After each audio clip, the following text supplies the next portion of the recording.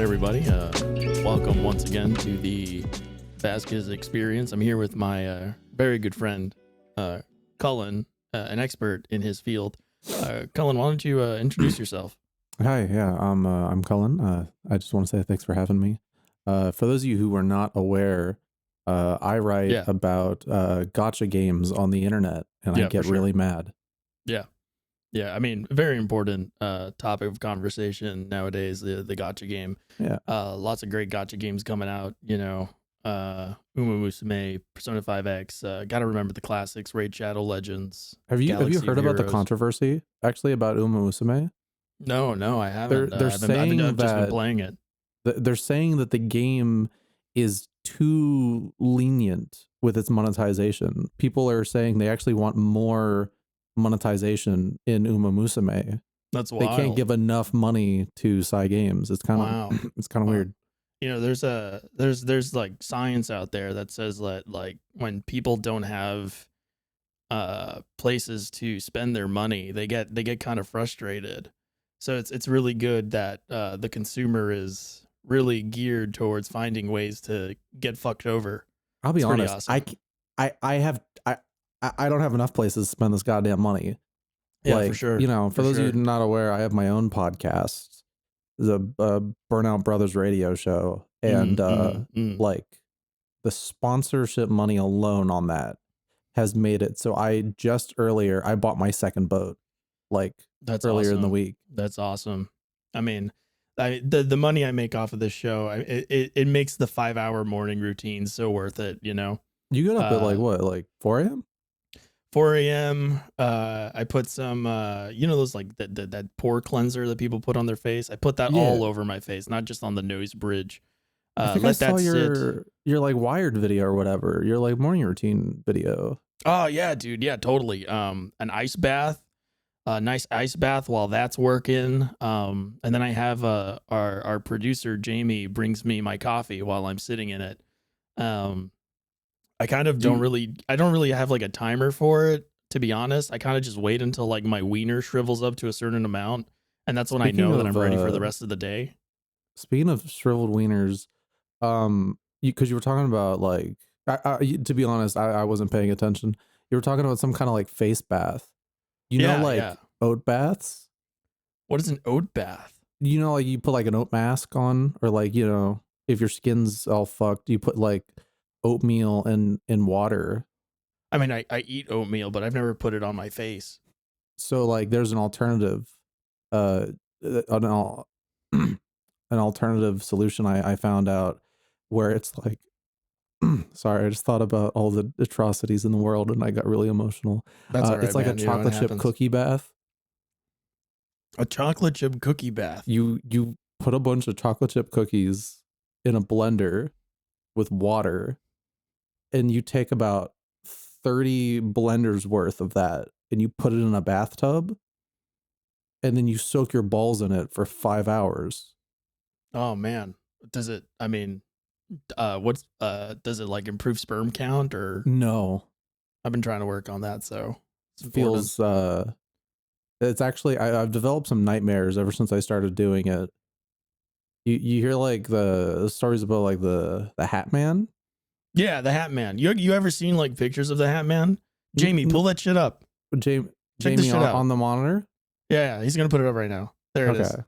Look at that fucking guy. So it's like the Hoodie Man. My God. How long do you think his morning routine is? I don't think he sleeps, man. I mean, that's fair. So like, speaking of Jamie, like Jamie slid me a little note. Do you mind if I read the first sponsor? Yeah, no, go ahead.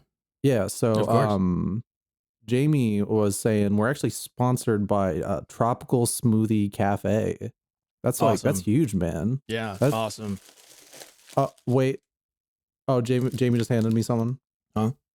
That, you mean you just got that for us to eat? It's not a sponsor. We're not sponsored by Tropical Smoothie Cafe.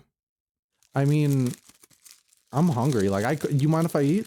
No, I mean, go ahead. Yeah, chow down, man. I mean, this is, we're laid back here. We don't really take ourselves seriously. On that note, folks, we got a new sponsorship opened up now.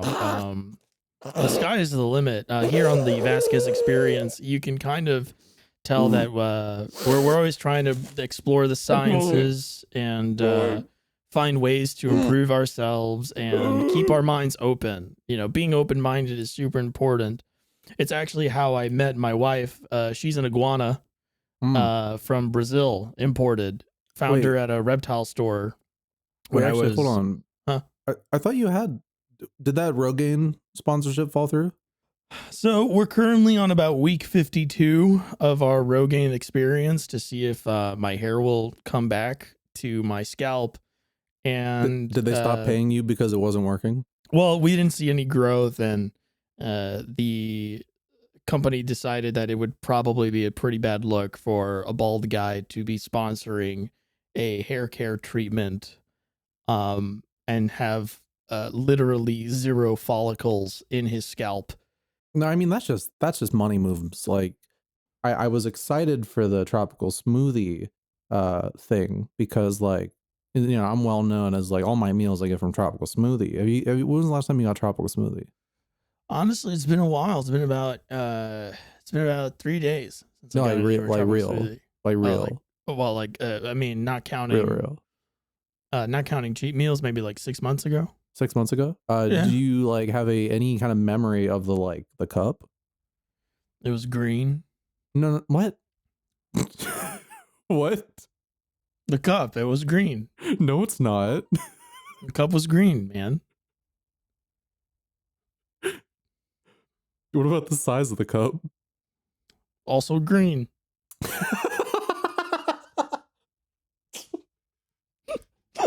My fucking bit. Anyway, so like if you this is real, by the way. I want everyone to know that what I'm about to say is so fucking real. I'm sending a photo to GC right now, but like they've shrunk the cups. Like the cups are the same size as they were, but what's inside the cups is not the same size. Are you telling me they shrinkflated Tropical Smoothie Cafe? Look, that's shrinkflated. Do you see how much like space is in there? Yeah. That goes down to the first divot in the finger. That's about an inch. That's almost an inch of like raised off of the actual like cup. Like what's up with that? That's capitalism. Yeah. I mean, that's just what happens when the woke left gets its hands on vegan options. I'm not saying that. I'm woke left. Are you sure? Yes. Oh, okay. I'm woke now. Jamie. A lot of people don't get that. Like, okay. Jamie, like, real quick. This has nothing to do with you. Jamie, can you do a quick review of our guests for the upcoming episodes? I just want to make sure we're consistent on the kind of guests that we have on the show. Thank you. Like, okay, like here's the thing. Like lately, I've been like, really into activism. For sure. So like, I don't know if you've heard about this like BTS movement, this like financial protests against like video games. Well, I feel so strongly about that. I actually just sold my Nintendo Switch and my PS5 because like that's facts. That's so smart. That's sin in my house. I never thought about it. I want to support the optics of that, like how good that feels. Yeah. Absolutely. I mean, it feels really good when you it feels really good to me when I do things for me that make me feel better, especially when so much is happening to other people. Here's the thing about that. It has nothing to do with me feeling better. Unrelated. I just bought like this really cool $1,500 phone. Oh my God. I'm like it, and like you won't believe it. I only got it for like $500 basically. That's like sick. That's awesome. What did you do? Oh, I sold my Switch 2 and my PS5. Money moves. Hashtag money moves, everybody. 666. All right, yeah, no, that's it. That's all. In my mind, I'm like, I understand the value of just sticking to the bit in improv. You have to commit to it. You have to yes and to it. You legitimately broke my brain because I was like, no, it's not. My tropical smoothie fanatic came out and I was like, I go to tropical smoothie every fucking Friday. It's not green. I smoothie every week, bro. It's not fucking green. I will say though, genuinely, if you're looking to like if you're on a diet and it's not like a good like replacement. Like you don't definitely do not get tropical smoothie like every single day, but getting one of the smoothies with the when you set the sweetness level to no turbinado cuts like half the calories already of the smoothie itself. And they're like their food items are pretty relatively low calorie. It's like it's good for like a treat yourself kind of. Their chicken bacon ranch press, that little sandwich they sell is actually pretty good. Obviously the ranch sauce is not great for you, but God, I love eating that thing. It's like 540 calories or some shit like that. And like moderation, everything's fine. Yeah. Hello, everybody, for real this time. Welcome to the Burnout Culture Podcast. The industry sucks, and so do we. Today on a slightly different episode, a doubles episode, because Kazuma is currently not recording with us right now. He'll be on the next episode. He just couldn't make it this week. This week, your hosts will be me, GC. And me, Cullen. Thanks for having me. Yeah, no worries. Are you getting back into character again? What? No way, man. Don't even like worry about bro. it. What are you joking about, bro? The problem is like it's so fun. The Schrodinger's idiot of being not very well spoken is you'll never really tell, because I think my natural cadence kind of just plays really well for being a total fucking douchebag on the internet. Absolutely.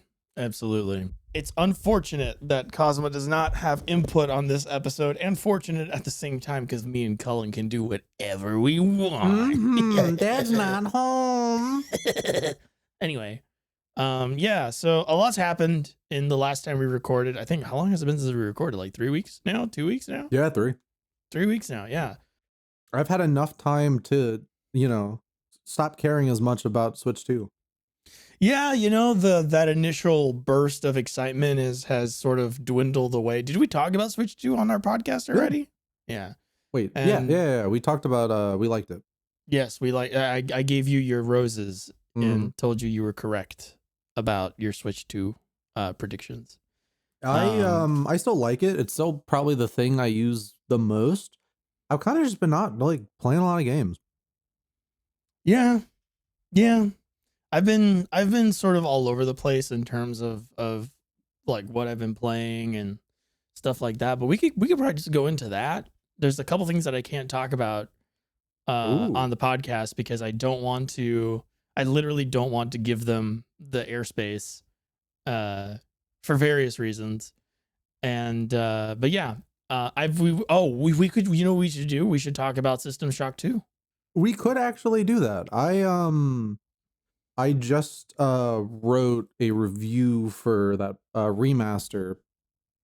But for those of you who do not know your 90s PC RPGs, classic System Shock 2 just got a remaster by Night Dive. And we decided to play it. It has co-op, like multiplayer co-op, which was kind of restored from like a weird buggy version on the original release. We played, I want to say like 5 to 7 hours straight of it. We almost finished the game. I think we were maybe 2 objectives away from being done. Yeah. We have about a third, I'd say, maybe, according to our friend Matrix. Yeah. It's bad. Oh my God. System Shock 2 is an incredible piece of software, let me tell you. Have you gone through and done any of the single player yet? No. GC hadn't played it before. No, I hadn't played it before, and I haven't gone back to play it in single player. But I was very deeply impressed with sort of like, number one, how you make your character, and 2, the way like that the RPG systems play into the game itself.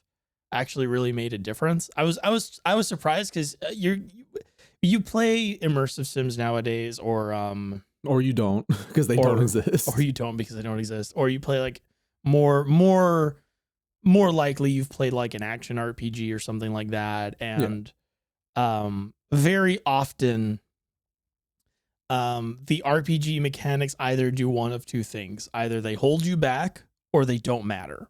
Right? There's a very nice space in between those two extremes that like the really good action RPGs, the really good immersive sims really like hold on to.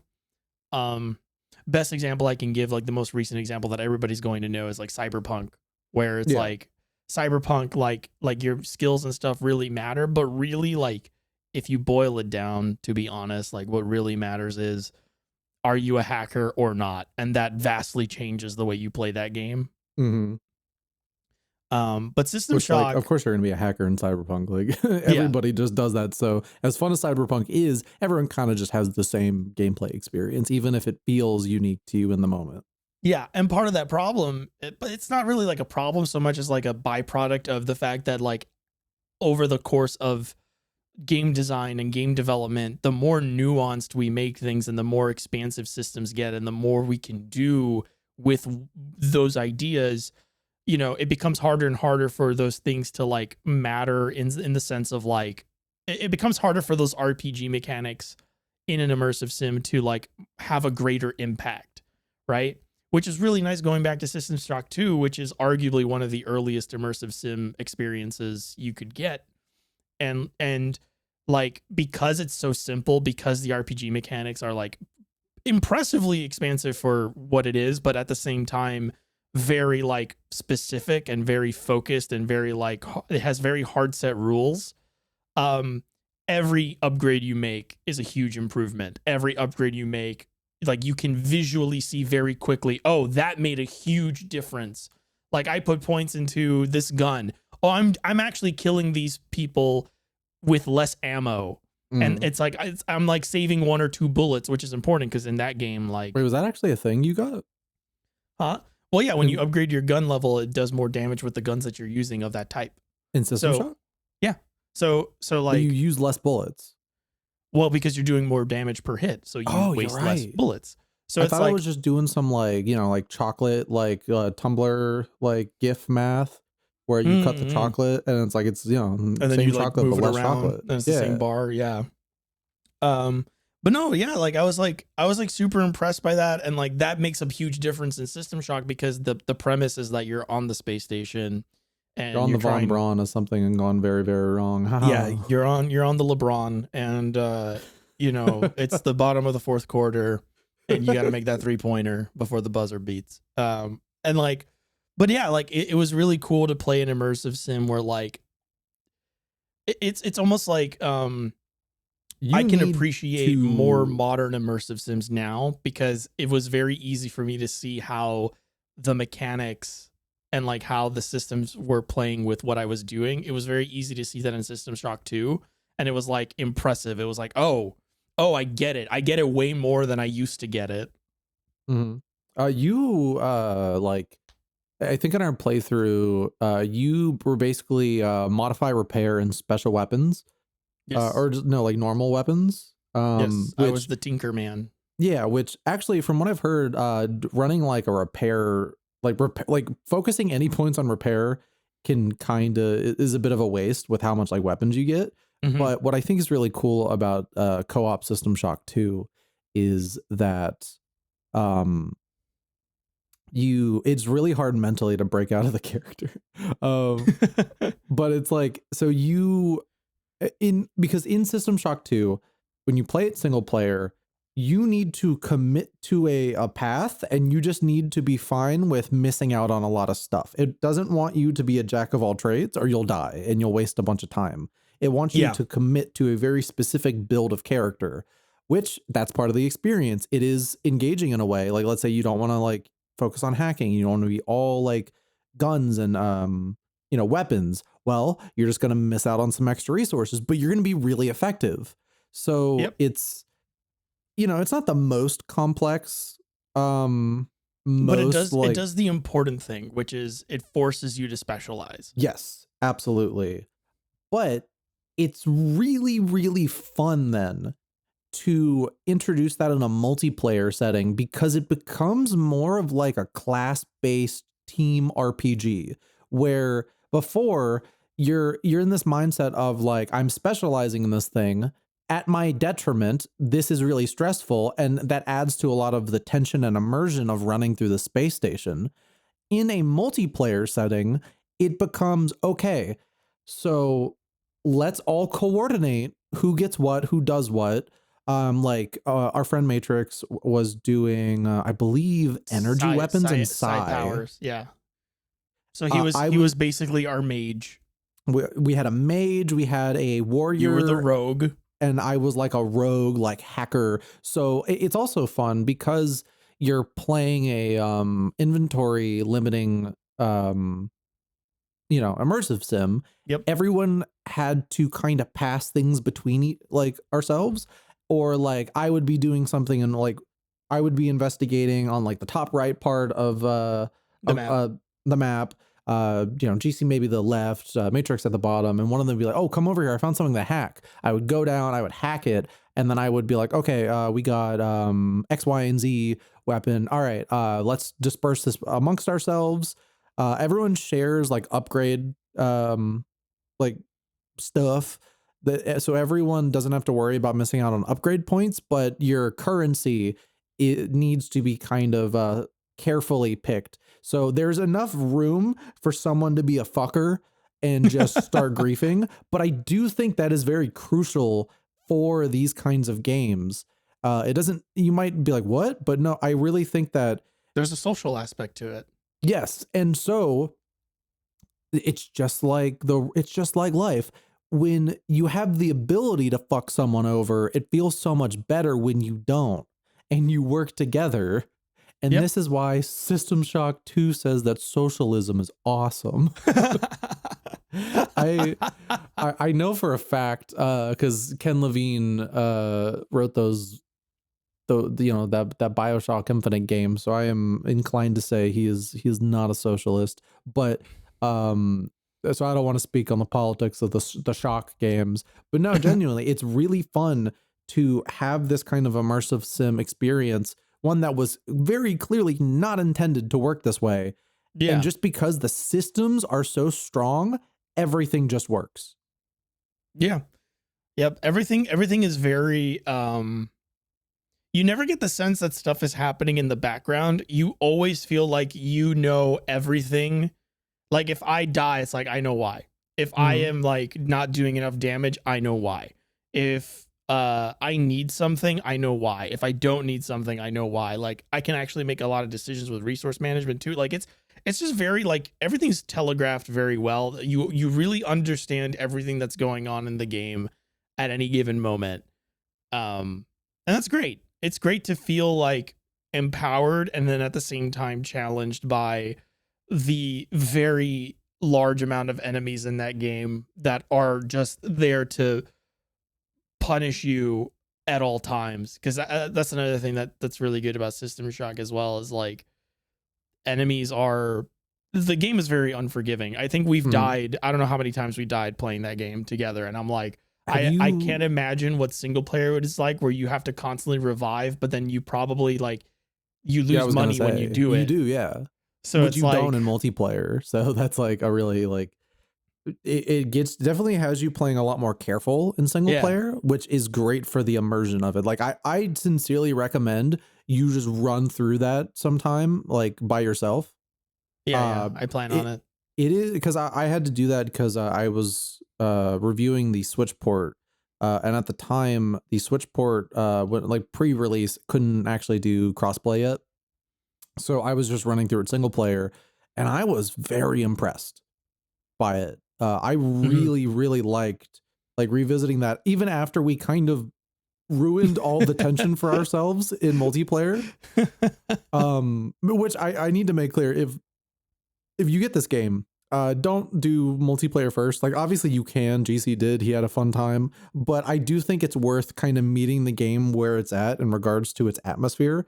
because I wouldn't say System Shock 2 is one of the best narratives in a game of all time, but I think it was a very early and very effective example of kind of the flexibility of video game genres and how you could pull in all these other elements like horror, RPG elements, like, you know, Well, also like the world building is very good in that game. oh yeah. Like it's the setting, the atmosphere, and to an extent the gameplay is I think why you play System Shock 2. Like the plot is kind of like, you know, it's neat, but it's not anything like groundbreaking. Yeah. It's an Yeah. experience ass video game to play, and I really like it. I also recommend you play it on controller sometime. Like the Oh DualSense yeah. specifically, the I mean, I'm especially always because the way you aim in that game, the hitboxes aren't like exact. It's oh, the basically gyro's like, great. yeah, you can just point in the general direction of an enemy, and as long as like the game detects that that's what you're trying to do, you can shoot. Like you don't Mhm. really accuracy is not really like a thing for that game so much as a point in the enemy's general direction. But also the haptics. Dude, the haptics, like the haptic feedback on a DualSense when I was playing on PC with us, it was incredible. Like I felt like I could feel my footsteps. It was great. Which is weird because I played the game on the Switch 2. And it, you know, it wasn't a native Switch 2 version, but it had HD rumble support, and it was basically nothing. Like you felt a vibration when you got hit. The Switch That's version is sick. like solid. I actually really like playing that game on Switch because there's something that's even more immersive about like handheld gaming. Like, you know, you're playing that in your bed, you know, you feel like you're there. But you know, if you want to play on controller and you want the most out of that experience, DualSense is the way to go. Yeah, But also I like you imagine. technically don't need it because it didn't launch with that kind of stuff because it was a PC game. You know, So it's super weird that they've never designed a mouse with haptic feedback.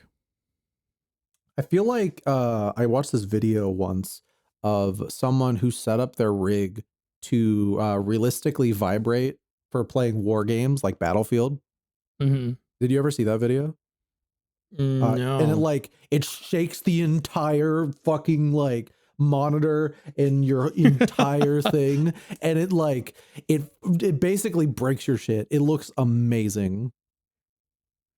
It's awesome. I gotta like, I gotta look into that. I was looking into, this is off topic, but I was looking into buying a new keyboard, and I Good was luck. gonna buy like a really fancy one, like one of those where it's like, oh, you buy the base and then you buy the switches and then you buy the keycaps and it's all Oof. separate. And it came out to like $300+, and I was like, fuck, this is a really nice keyboard, but I can't fucking, I You gotta can't. say no sometimes. You I just got gotta it. say no. You gotta like. I looked at my keyboard and I was like, "You're beat up as fuck, but like, you're still good. Like, we got a couple more years in you. Like, I damn it." literally right before this podcast, I sent you a message. It was like, should I buy a new phone? Well, I found one on sale. It's only $800 instead of $1,000, and it's just like I didn't want to. It wasn't a smart purchase, and ultimately I didn't like my phone. I have one of those Samsung foldables, the Z Flip 5, and it was really nice for approximately A a week. week Yeah. until the thing just started shitting the bed nonstop. And now I could knock out 20% of battery in maybe like 30 minutes. Yeah. That's It's that's yeah. and like that's on a really bad time. And like that's the thing. Everyone's like, oh, still playing games, nerd. Like I'm not a power user. Like I watch all these videos of these like phone reviews. That's like a weird like guilty pleasure of mine is going on like phone reviewer tube. You watch Marcus, whatever his name is. Not religiously, but I do go to his like I have like he's definitely the name I know the most. But I like to have a nice like spread of like people when I go to like reviews of like different, you know, backgrounds, obviously like different like how much money they have, because you can get Yeah. a lot of like opinions like that. But the funny thing about phone reviewer YouTube is that they're all rich. All of them are rich.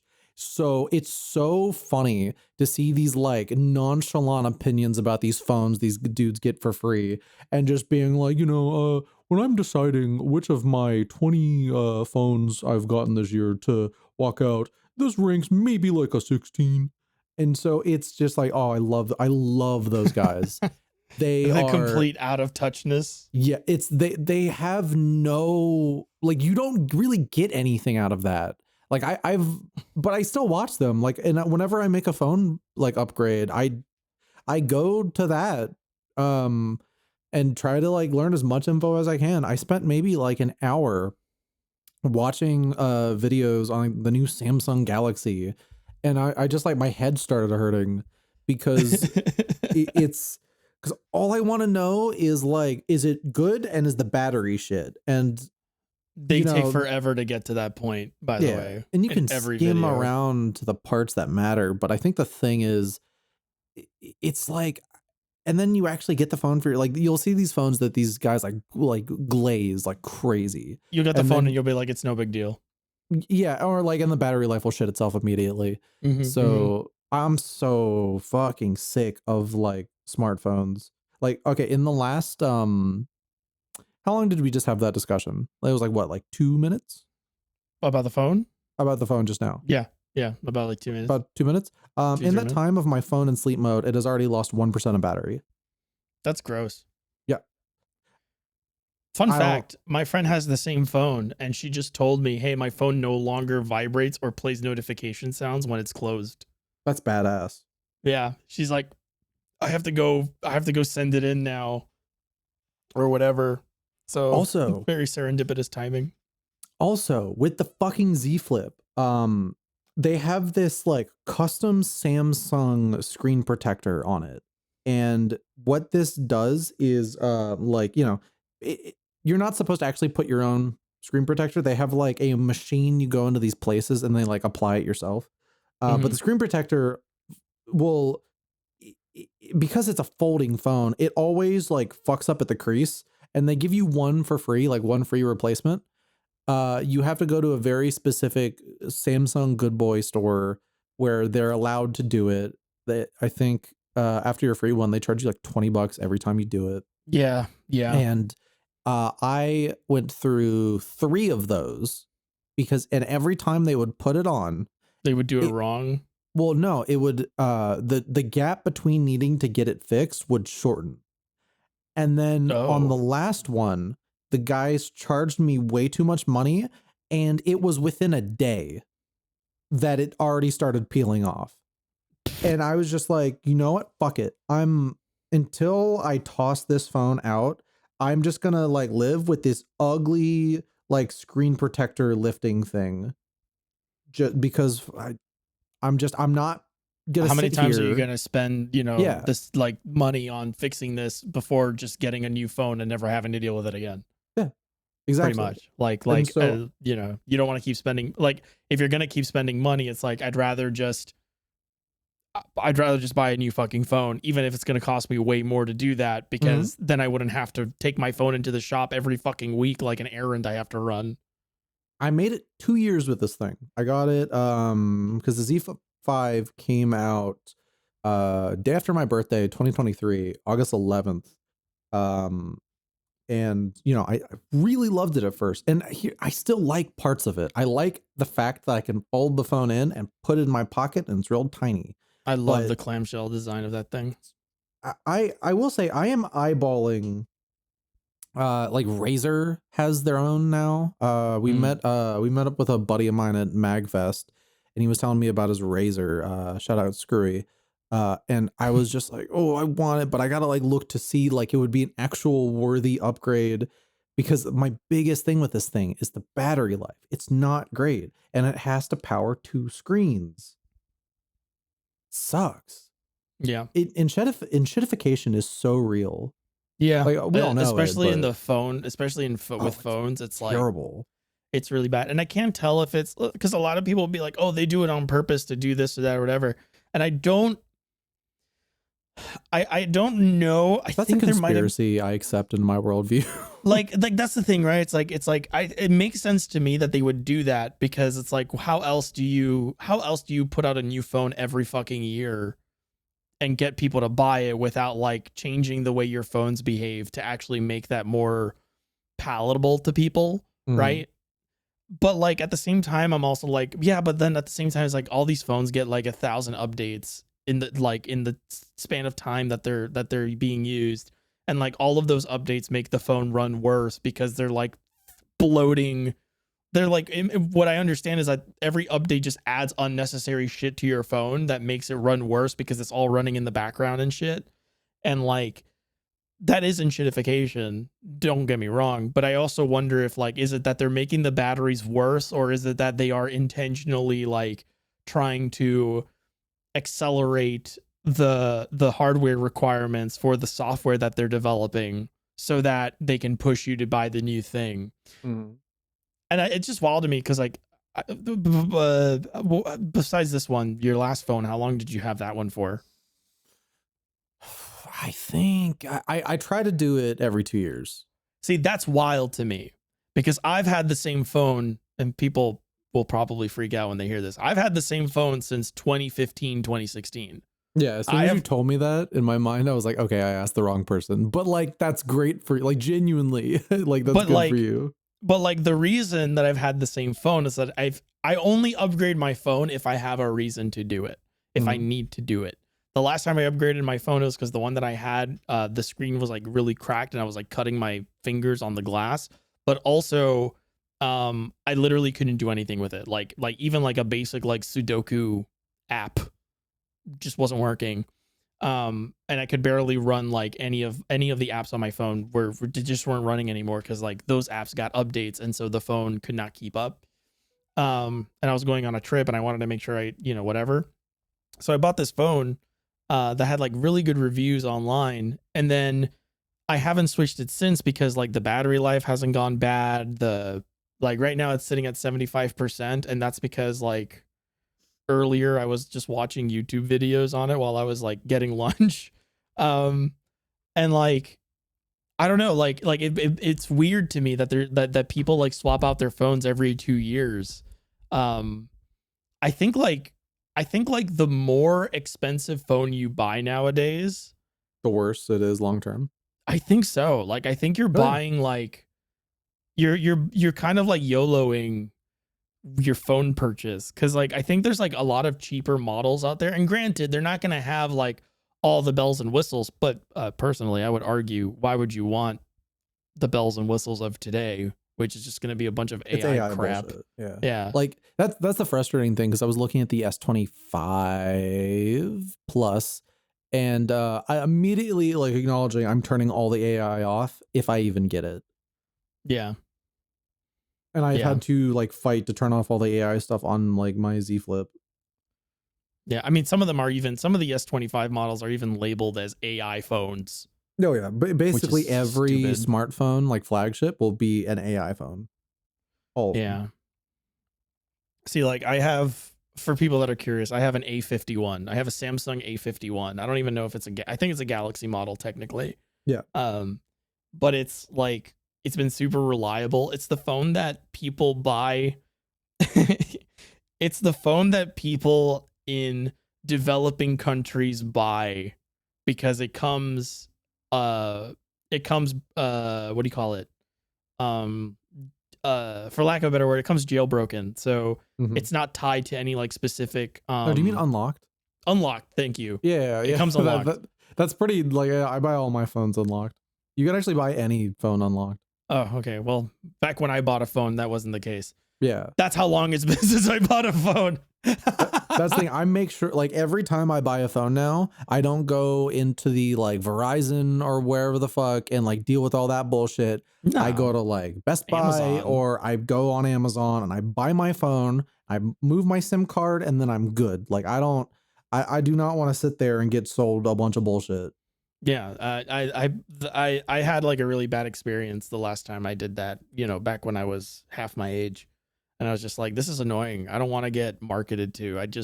I came in for the phone that I wanted. I got it. Stop trying to upsell me on shit. Like, Mhm. I'm so tired of like, this doesn't happen anymore, but this is why a bunch of like physical tech retailers have closed down. Um, People that go to tech stores to buy things know what the fuck they want. And so many of those locations would constantly have their employees try to upsell you on stuff. And it was Mm. like, why?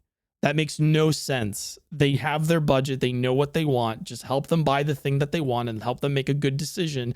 If you try to upsell them, they'll just leave because they're already risking spending a bunch of money. If you make them suspicious of that, they're just not going to spend the money.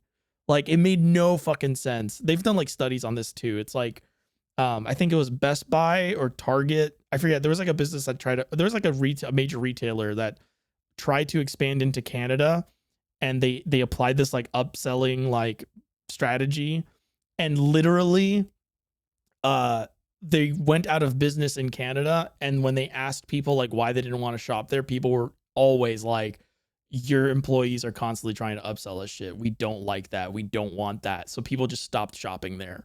And that's exactly what happened everywhere else. And that's why you don't see like tech stuff like physical places except for like Micro Center. But we used to have Comp USA. We used to have Tiger Direct. You know, we used to have all these kinds of places to sell tech, but, you know, poison the well and all that shit.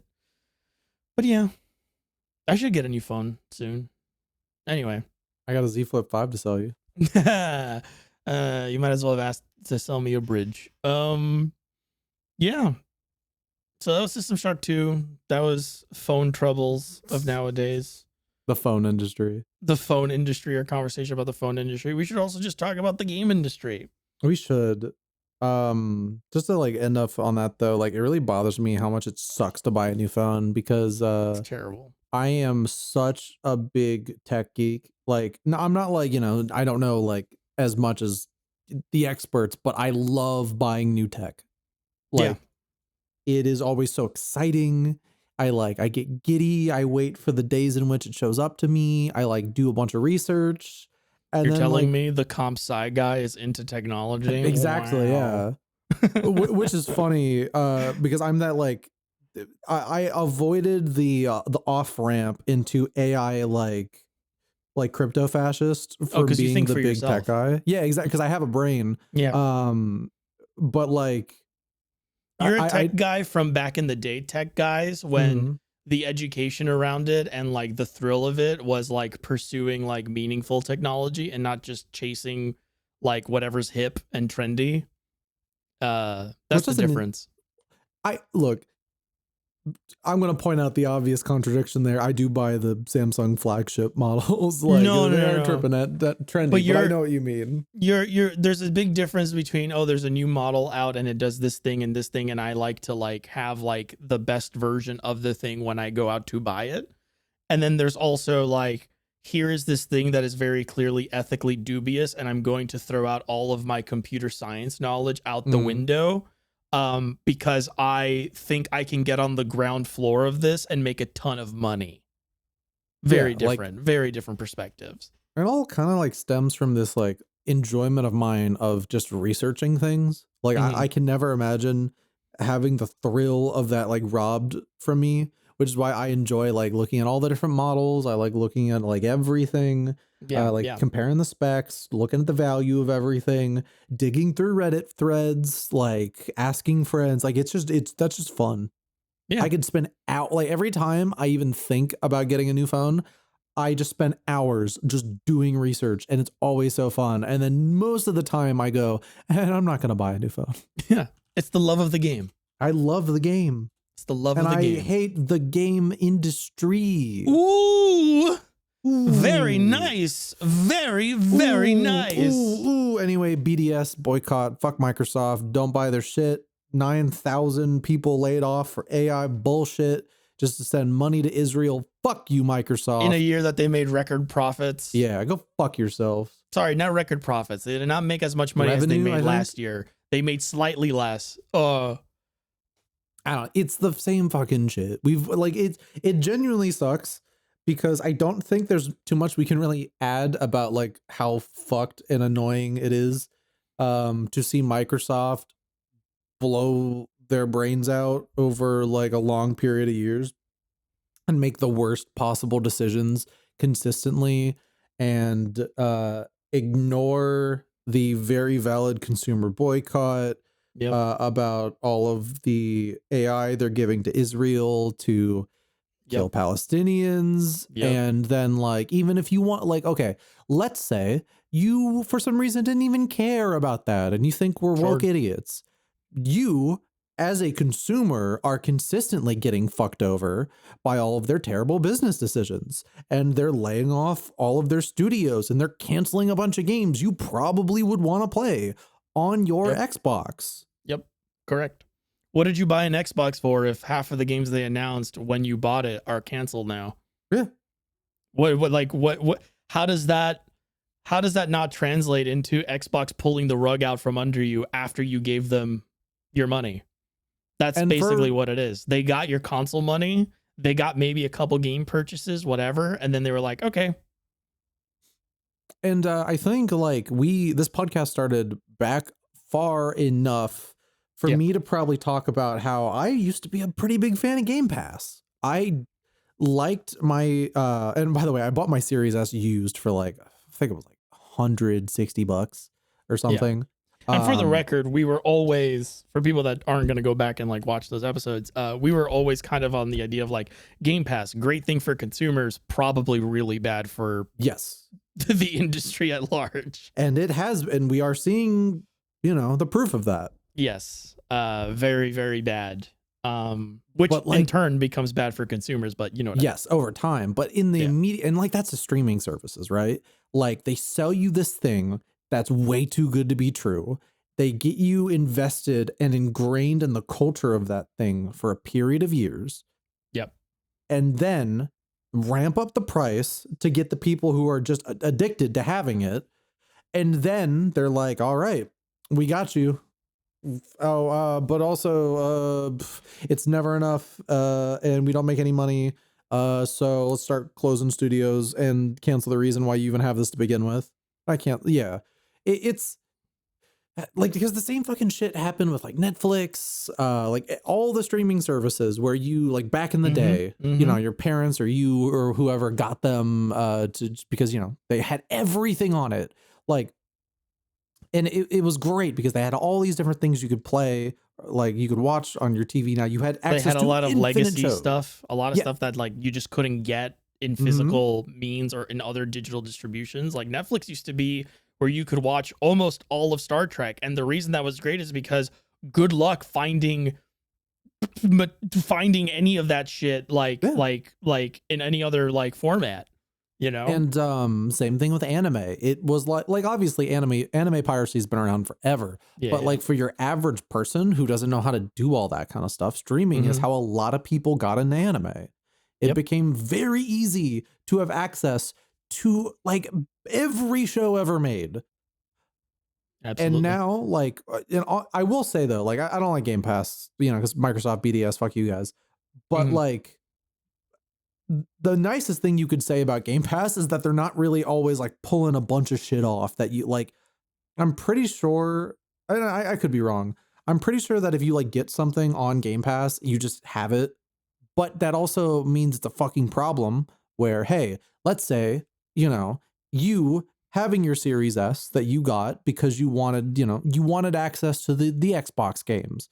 Like I wanted to play FF13, the best versions of that. I There were bought a an bunch of. Xbox to play Rare Replay. Did you actually buy that Series X? Yeah, I own it. It's sitting right over there. I bought it Damn. We're like suckers. literally, yeah, I bought it like 4 months before the BDS boycott announced.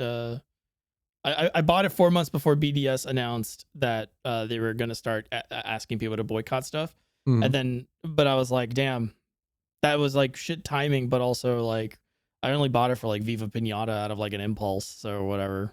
And I mean, like, if you have like old 360 discs, you could still play them on it. That was the other thing is like I also needed some form of backwards compatibility function for my Xbox 360 games because I was And gonna that's do the frustrating videos on part it. Yeah. because the one thing Microsoft had against the rest of the industry is that they were on the ball with backwards compatibility. Yeah. They had it on lock. And if you had Game Pass, you had access to like Their every library, the catalog. 360 game Yeah. that they put out, which was so many of them. And then, you know, fucking the BDS All that boycott shit. happens. And then also you see them just continuing to lay off. Like, what's the total now? Like 19,000? Yeah, it's gotta be a five figures. Yeah, it's the amount of people they've laid off because of their own bad mistakes, and also to just like pay money, you know, like put their money into AI that no one fucking wants. Did you like, of course you've seen it, but like, you know, that like the Quake 2 AI thing that they put out where it's like, you can just play Quake 2 on AI. I was like, I could play Quake 2 on my goddamn Switch. Yeah. It was so bad that you could look aim down, your mouse up and look down and look up again, and it would be a different level or something. Yeah. It was terrible. But like, obviously, like Microsoft doesn't care about the game division anymore. They're totally gonna sunset that thing. Yeah. There will be, I do not think there will be another Xbox. I don't think there's going to be another Xbox. I think there might be another PlayStation, but I don't know for how long. I'll be honest. PlayStation's not doing too great either, but I think the difference between Microsoft and Sony is that Microsoft will abandon an idea way quicker than Sony will. So, you know, there's that. Sony's like frustrating in their own right. I was thinking lately, I do not know if I will be buying a PS6. I don't think so. I don't see myself doing it, especially if the trend is to continue doing like live service bullshit. Yeah, I don't want a PS5. I don't want a PS6. I don't want an Xbox. I bought a Switch too because I own Switch games that I would like to see run better, and I actually do use my Switch too when I'm not using my PC, but at the same time I'm like, every game I bought for PS5, it's not even that they've come out on PC now. It's my PS5 is ultimately inconvenient for me now.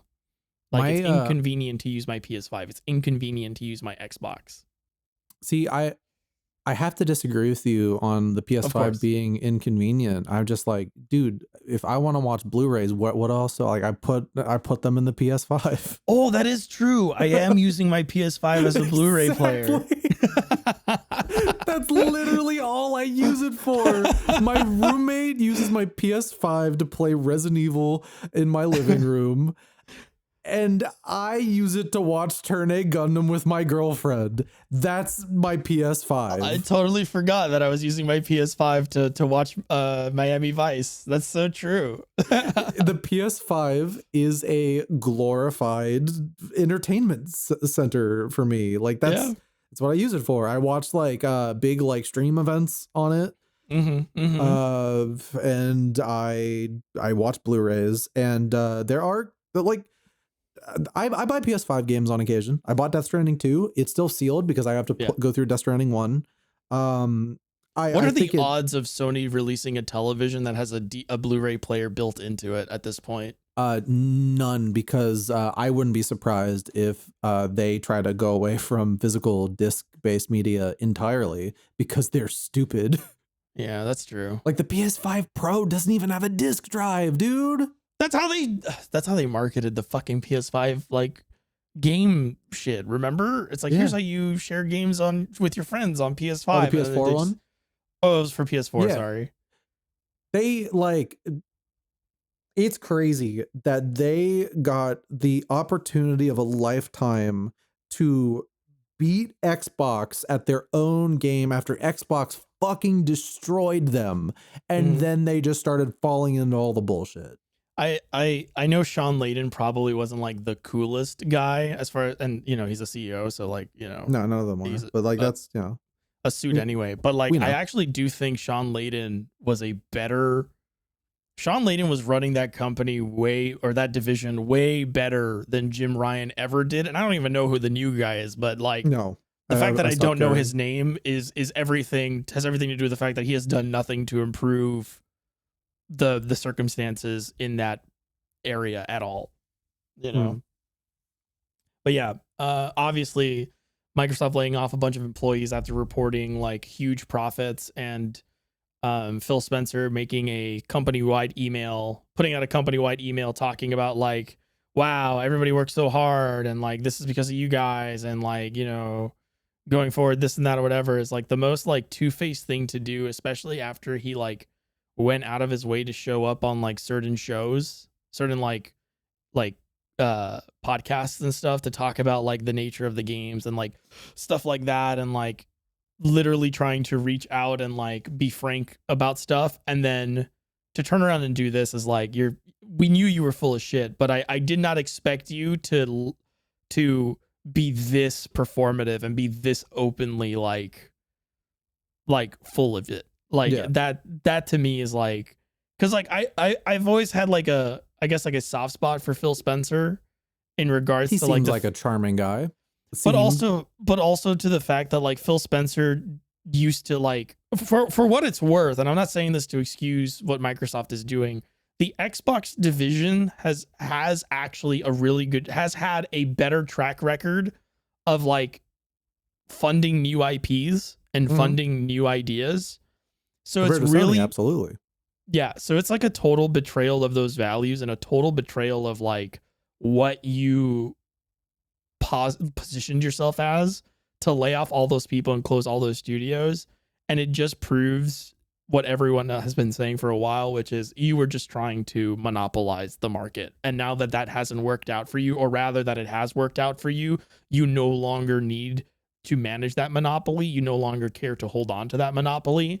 And instead of like selling those studios away or allowing them to buy themselves back as independent for like, you know, a low cost, now that you've basically leached all of the profit off of them, you're going scorched earth with it, and you're just throwing a bunch of people out. They've all lost their jobs.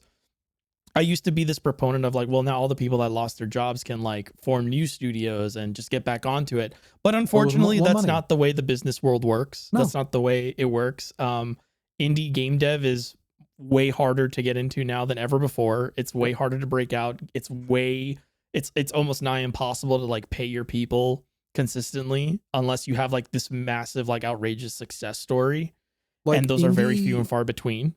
Indie, like the success stories for indie game devs are like the guy who did it on the side while he had a full-time job, and that's how he paid for it. Yeah. And or he did it completely, like almost completely by himself. And like you can tell, like I know a lot of people love to quote Stardew. They love to point at Stardew Valley. It's like, oh, he did it by himself. Number one, he didn't do it by himself. He did most of it by himself, surely, but he commissioned a lot of work from other people. Number two, that project took years. I think it was like a decade. It took like 10 fucking years. Number three, there's a lot of about Stardew Valley that obviously suffered as a result of, you know, the fact that you didn't have those resources. Like Stardew Valley is popular and great because like thankfully at its core, it's a very good game, and like word of mouth spread very quickly. And like Eric Barone was very lucky in targeting a niche genre that was starving for something good.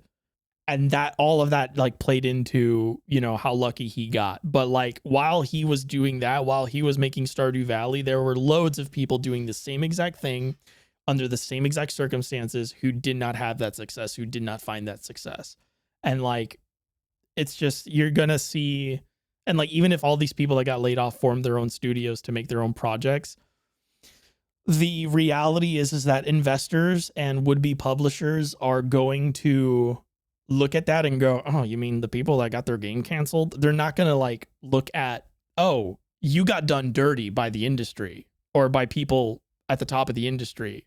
We're going to give you a second chance. Like I liked that idea that you were working on. I liked that project. They won't see it. They won't see, for example, Perfect Dark canceled, right? Perfect Dark looked pretty fucking cool, right? It did. If all the people that got laid off for Perfect Dark formed a new studio to make something similar to Perfect Dark, they're not going to see that new studio. Like investors are not going to see that new studio as like, oh, this is like a done, like this is a shoe-in. Like I'm just going to give you money to do the same thing. Like this is a great idea. They're going to see that they don't see Perfect Dark, that quality, as a product of the employees that worked on it. They see it as part of the Microsoft Xbox brand. So when they see that it's not part of the Microsoft Xbox brand, despite the fact that it's the same exact team working on it, they're going to look at it dubiously because there's no brand recognition. There's no like, I don't know what your studio is. I know Microsoft, I know Xbox, I know Perfect Dark. I don't know what this is. I'm not going to put money in this. That's how investors think. That's how a lot of publishers think, unfortunately. Like it is not, these layoffs are damaging. There's very little positive. No, there's none, to be quite honest. There's absolutely no positive like reason to do any of it.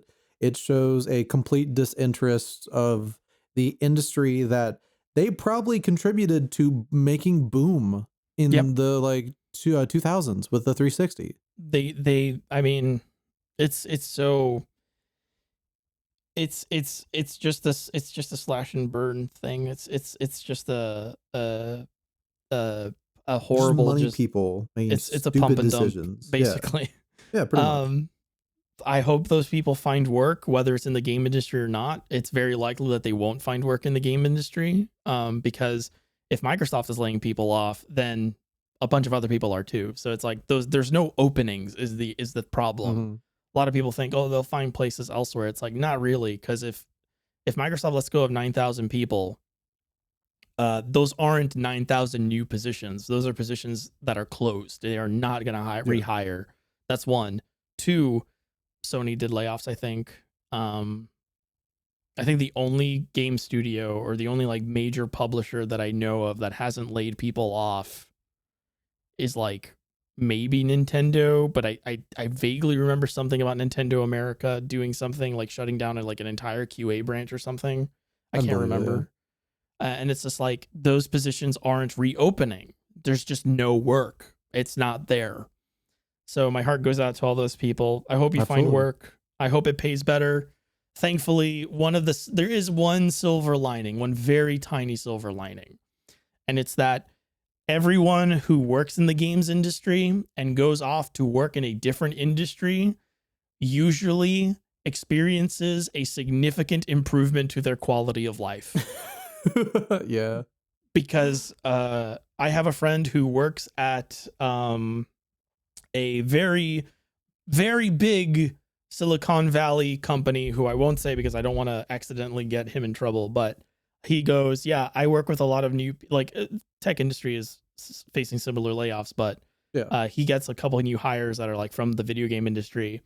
And his working conditions aren't like the best either, but his colleagues who used to work in the games industry are like, this is like the best thing ever. Like this, like the video game people that go to work in Silicon Valley at like regular or like more general tech places, they're like, you get what?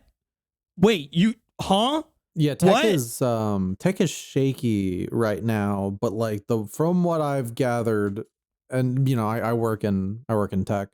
The wages are better, conditions are usually better. Yep. Treatment is better.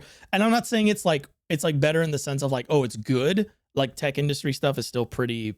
Yeah, but they treat tech employees like shit pretty much. But like if the valley between like general tech jobs and video game person is just like big. The corporatization of art like is just always going to be filled with churn because because art has become content. So like, you know, we have to rush all this stuff out. We have to like make these devs overwork way too much. We have to underpay them because we want to maximize profits because video games take a bunch of people to make. It's just, the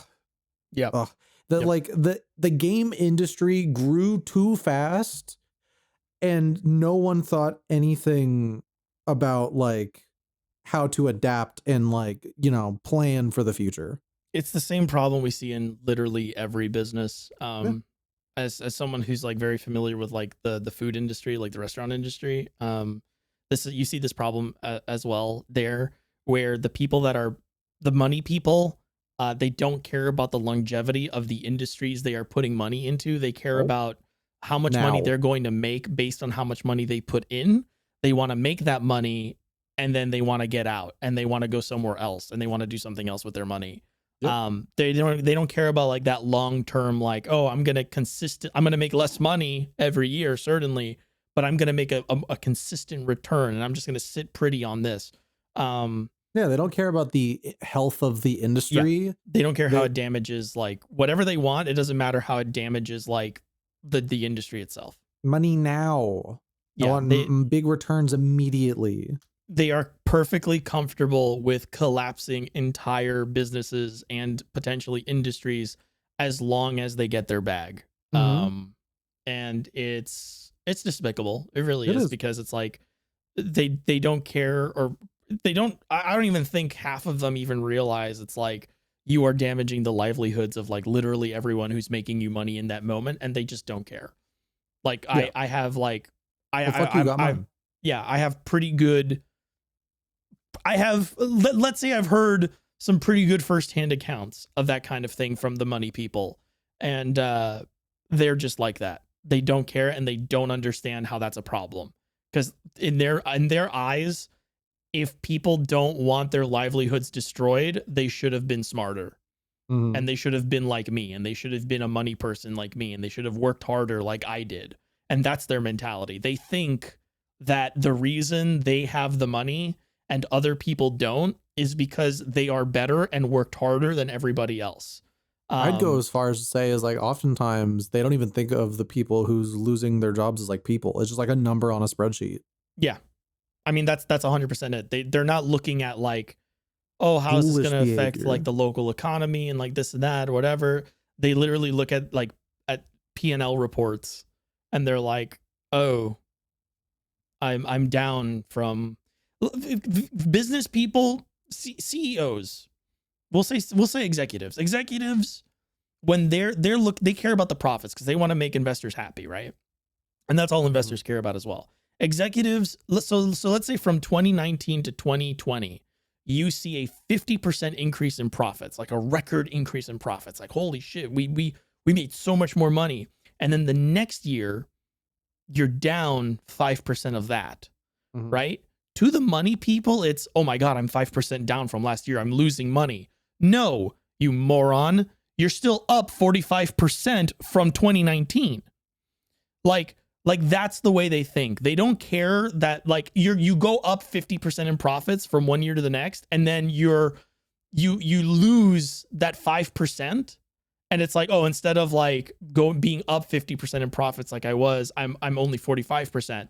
Like that's how normal people would see that. It's like, oh, that's still 45% over 2019. That's awesome. You know, I'm still like doing really well. No, they're focused on the 5% that they lost from the year before. That's how narrow-minded executives are. That's how narrow-minded modern business strategies are. They do not understand like fluctuation of profit. They don't understand like how like one year could be worse than the other for like external reasons out of their control. They believe they have full control over the markets. They believe they have full control over the outcomes of their like bottom lines. And so they operate on that basis, and that causes them to harm people. And that is what causes the sociopathic fucking way they look at their employees and the people that literally depend on them for their jobs. Perfectly said. It's fucking pathetic. Anybody could be a CEO. I'm telling you right now. Any one of us, anyone listening right now, you could be a CEO. I promise you. In 4 weeks of training, you can do a CEO's job blindfolded. I promise that. All you got to do is just abuse people. It's the easiest thing in the world. Yeah. And sit at a desk and answer emails and do interviews. All you got to do is talk. All you got to do is bullshit. That's all you got to do. You just have to talk.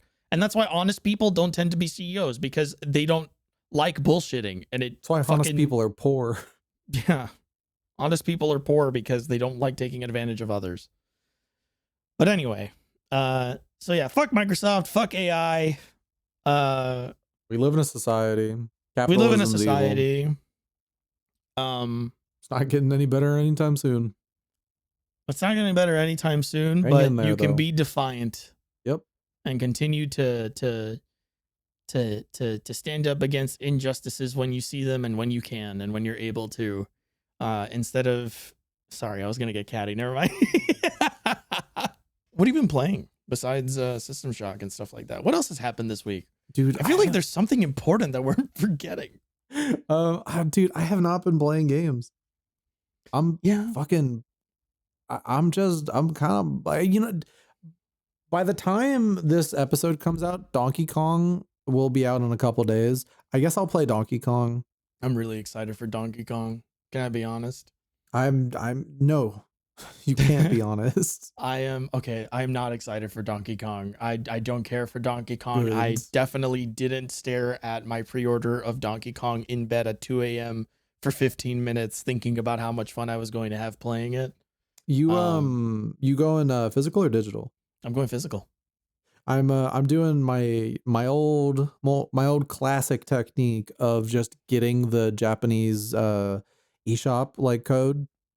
Jesus. And so it's only $55. And I think I'm just going to do that for every Nintendo first party for the entire generation again. That's fine. I mean, when I saw your Switch library the other day, I was very impressed. I was like, man, I have a physical library that's equally impressive, but seeing all these little icons on the screen, It's a bit unwieldy. That looks cool. It's a bit unwieldy, but it's cool. Can you make folders on the Switch UI? You can. Actually, on the Switch 2 you can. I don't know if you can on the Switch 1, but you can on the 2. Time to make some folders, dude. But more video game console like manufacturers should have dynamic collections like Steam does. Oh yeah. I feel like it's a bare minimum kind of thing, but console UI is just kind of shit. That got worse too. Like as much as I like the Switch 2, the UI is just whatever. It's very sorry, all of you people out there that adhere to the, it's very Linux. It's a very Linux UI. It's a very It's basically calling it Reddit, right? Yeah, it's very basic. It's very like bare bones, like it does what it's gotta do, that kind of thing. I think I complained about this in our episode about like it was like last week's episode, but like in some ways I feel like this UI is a bit of a downgrade. Like on the eShop, for example, you can't like click on the like the developer tag that was under the title. Show all their games. Just show all their games, which is like, why would you take that out? Why would you take that out, especially considering your eShop now is like filled with garbage? Well, okay, but like it runs better. So it runs like a dream. It's just like it's annoying. It's so annoying. Did you have time to play Wild Hearts yet? No, I didn't play Wild Hearts yet, but I heard like the performance was bad. It looks poopy stinky and the performance did not run good on undocked, but I've heard some friends say that it ran good docked, so or at least looked good docked.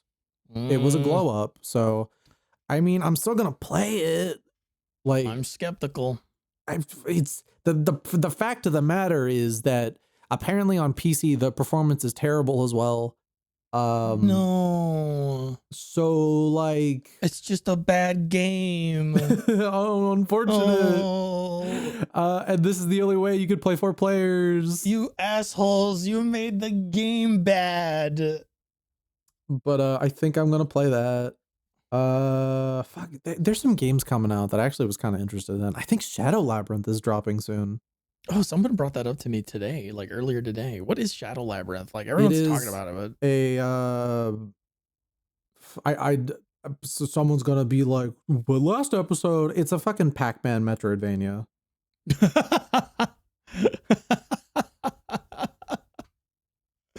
Really? Yeah. Huh. Yeah. Okay. All right. I'm so serious. Okay. I'm sure it's good. I shouldn't be so It looks great. But you got like the Somnium Files game. I'm trying to limit it to things that are only this month. Yeah, the Tony Hawk game remasters are coming out, but I'm not gonna play those because it's Activision. So. Also, guess what? Let's say if you were like us, who is following the BDS movement, and you were like, okay, you know what though? I'll get it pre-owned in a bit. Which, your money is not going to Xbox. Yeah, nice workaround. I like people might be like, oh, but that's still like, in my opinion, I think that's fine. Just don't go posting about it like crazy, because then you're just giving them free advertisement. I'll be totally honest. If you are, I don't mean this rudely. if you're who the fuck are you, Johnny, with like 10 followers on Blue Sky and you post about it, I don't think anyone should get on your case about it. Yeah. I legitimately do not believe that you should get, no, anybody should get on your case. However, if you are someone who considers themselves some sort of talking head for video games or for anything Microsoft related at that point, right? And you are not like responsible for 100 employees or whatever, like, and your business model doesn't revolve. It's very complicated personally.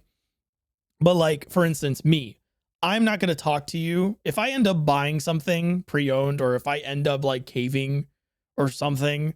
Number one, I'm not going to talk shit about anybody that does the same, right? The only reason I'm being such a fucking, you know, cool guy about talking about boycotts and shit is because I haven't broken boycott yet. But also, let's say I'm playing, actually, I can say that at least I am playing a game that I've owned, a game that came out like 2-3 years ago, right? That is technically by a studio that is owned by Microsoft currently. I'm not going to tell you about it. I'm not going to talk about it. I've been playing it, but I'm not going to tell you about that because my voice. You have a platform. I have a platform. I have a platform. I have a platform and I have a responsibility. And I know I personally am excited to want to talk about this thing because, you know, I like playing video games, but I'm not going to because it would be ethically, in my opinion, I think it would be unethical to do so. But if you have like 10 people on Blue Sky that like look at your posts, I think it's okay if you want to talk about a thing that you did not actually give Microsoft money for to play. I think that's fine. I don't think like I think it's okay to do that.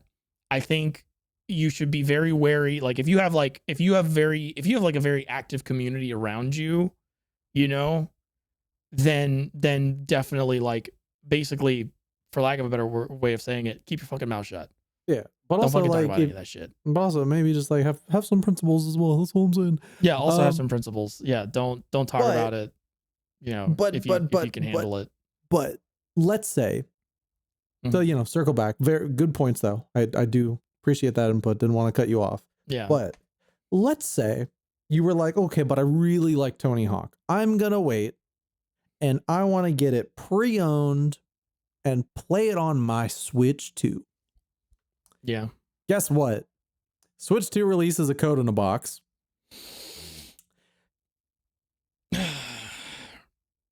But there is a way to upgrade from the Switch 1 version to the Switch 2 version. Don't tell me. Digital only. So if you get the physical pre-owned, they're like, go fuck yourself. So here I stand, doing everything I can. Holding on to what I am. To give money to Israel. Oh, I don't want people to get it twisted. I'm not saying break the boycott. I'm not saying like succumb if you really want to. Please don't. I'm just saying like for people out there who want to hold other people accountable, please, for the love of God, hold the right people accountable and like hold like you know, have some degree of nuance there where it's like I really don't want to see people quote posting a guy who literally shows up onto the internet once a month to like make one post about a thing he's playing to quote post that and be like, what an asshole, you know, like I don't want to see that. That's not a productive use of your time, of anyone's time for that matter. That's what I mean. Anyway. Besides that, it's like Neverwinter Nights 2 remaster. I really want to play that. I might get that on Switch. It's that comes out on like Tuesday. I don't know. I gotta figure it out. But I think like for me it's like I think I'll buy Shadow Labyrinth. Why not? I'll look at it. I'll stare at it. Does that have a physical release? I have no idea. Oh, There's a new Destiny 2 DLC coming out for nobody that cares. Oh wow. So no one? Because like what's the point? It's not the original. Like literally, barely anyone that's worked on the series is working on this, and it's a brand new story. You know what this is, Cullen? Hmm? This is the Dawnbreaker of Destiny 2. Oh, I thought they already had a couple of those. You No, mean Dawn no. Trail? Dawn Trail, yeah. This is the post Endwalker, like, oh, we ended the story. Duh. No, but come back. Yeah. Oh wait, we got other stuff happening. We got That's one more in what us. this is. I think the one before was also that. I can't remember. But yeah, that's what we're getting at Destiny 2. Fuck Mm, that. Fuck Bungie as well. yeah. I was trying to think of like video game news. One more piece of news that I wanted to talk about, but I don't remember. Well, I mean, If you need time to uh, stall, Ubisoft announced a bunch of layoffs like yesterday. oh, what? Really? Yeah, in the Tom Clancy studio. Damn. Yeah, 19 employees have been laid off. They're still making Um, Tom Clancy games? oh yeah, man. They do The Division Oh, okay. and they Yeah, I do was Rainbow like, Six Siege as well. oh, come Remember? on. Wait. Well, is Siege still like the thing that prints infinite money? They came out with a Siege X, I think. It's like a pseudo sequel or like a reboot or something of that game. And a lot of people don't play Siege anymore because that game is like uh the Hey, it's gameplay of old that is news. like marred by like a ton of like crap. It's like it's all Yeah. gadgets. Like there's no actual like FPS happening anymore, basically. Yeah. Like apparently Subnautica 2 is having some sort of Oh yeah, the they laid off publisher. Oh, that's right, yeah. they did layoffs as well. Yep, yep, yep, yep, yep, yep. You might appreciate this. If you get the Shadow Labyrinth physical on Switch 1, I'm Yeah. pretty sure you can just upgrade to the Switch 2 version, For like free. for free. Is the Switch 2 version more expensive? No, So why not just buy the Switch 2 version? there's no physical Switch 2 version. I'm saying you're a physical guy. You get physical. Gundam beam saber into eyes.jpg. But like, you know, I act okay, here's the thing. I'm not against the idea of if you're having a cross-platform version for Switch 1 and Switch 2, just making a Switch 1 physical and then just having a free upgrade. If the alternative is a fucking key card, That's fair. like, because like a bunch of people, like, oh my god, Square Enix did one of the smarter things I've seen from them in ages. Like, I actually didn't get to talk about Tactics and how fucking excited I was for Tactics, but and I still want. We'll save that for a bit. But immediately people found out that the Switch 2 release of Tactics Evilise Chronicle was a code in the box, and then they started getting mad. And then they were like, oh no, but if you get the Switch 1 physical version, you just can upgrade to Switch 2 for free. And it's like, and so they're like, oh, It's not well, I'll it's do not that then. it's not ideal because like I would want the Switch 2 version to be on my cart, but Yeah, it's better than nothing, I suppose. because you know you're getting the game like that Yeah. you will have the game. I will have the game. And then I mean, let's be honest, hopefully I really want I hope the archival community, cuz I'm not going to do it because I don't know how to do it, and well, I don't know how to do it yet. But I hope hopefully like in the future Switch 2 upgrade files will be like available somewhere Mhm. for people who own that game, 30 years from now when they want to play it or whatever. Um 30 years is an exaggeration, like 10, Yeah, we're 15 gonna years be from dead now. in 20 years. Um I don't know. I don't think so. I think the Western world is due for a nice falling. I think you'll probably live. Do you think I would live through the Mad Max apocalypse? I think I think you would live because I would live, you know? Mm-hmm. And if I would live, I would make it maybe not the top priority, but like one of my priorities would be to ensure that you live. You would go like, so okay, apocalypse happens, you know, Yeah. like Trump Yeah. trips over like a shoe on the ground, tumbles over, hits the nuke button on the desk. It sends Chokes on nukes. his McDonald's. Yeah, and he chokes on the McDonald's as well as he goes down. But basically, we get a fallout situation caused by us. And so you would like, you'd make it after the initial bombing and be like, I got to go up a couple states. I got to know. Well, that's like once I find out that like everyone around me is either dead or alive, I'd take stock of my situation. And I think I'd just go drifting. Yeah, I think I'd just start walking north. I would be like, oh my God, I don't have to go to work anymore. Fuck yeah. You really got to watch the first Mad Max movie. I think I just get too depressed. It's a kind of a sad it's a sad movie, but it's very much like the kind of apocalypse that you would probably be cool with for a while, which is basically like everything's kind of the same except, there's like more like violence, I guess. See, but I know where those go, like those movies go, and I know how everything just completely goes to shit. So just seeing the slow, like that's something with me in like media that depicts like not the post-apocalypse, but like the shortly after apocalypse, and you're just seeing the descent into the collapse of society is always something that's like so eerie to me. Like it always gets under my skin. It's a cheat code for getting me to go like, ooh. So I don't know. I mean, I probably would like the movie. I just have to be in the right headspace for it. Yeah. At the same time, a lot of those are like exaggerated. Like, I think like personally, I don't think like society would just like collapse in on itself as fast as the movies make it out to be. So for me, it very much falls into like a space of fantasy where I'm like, oh, that's, that's a fun premise, but like, I don't see it as like that would happen immediately. That would happen as fast as they're saying it does. I know there's like some science out there. There's like scientists out there that have been like, oh yeah, 100%. Like it actually would happen quicker than you think.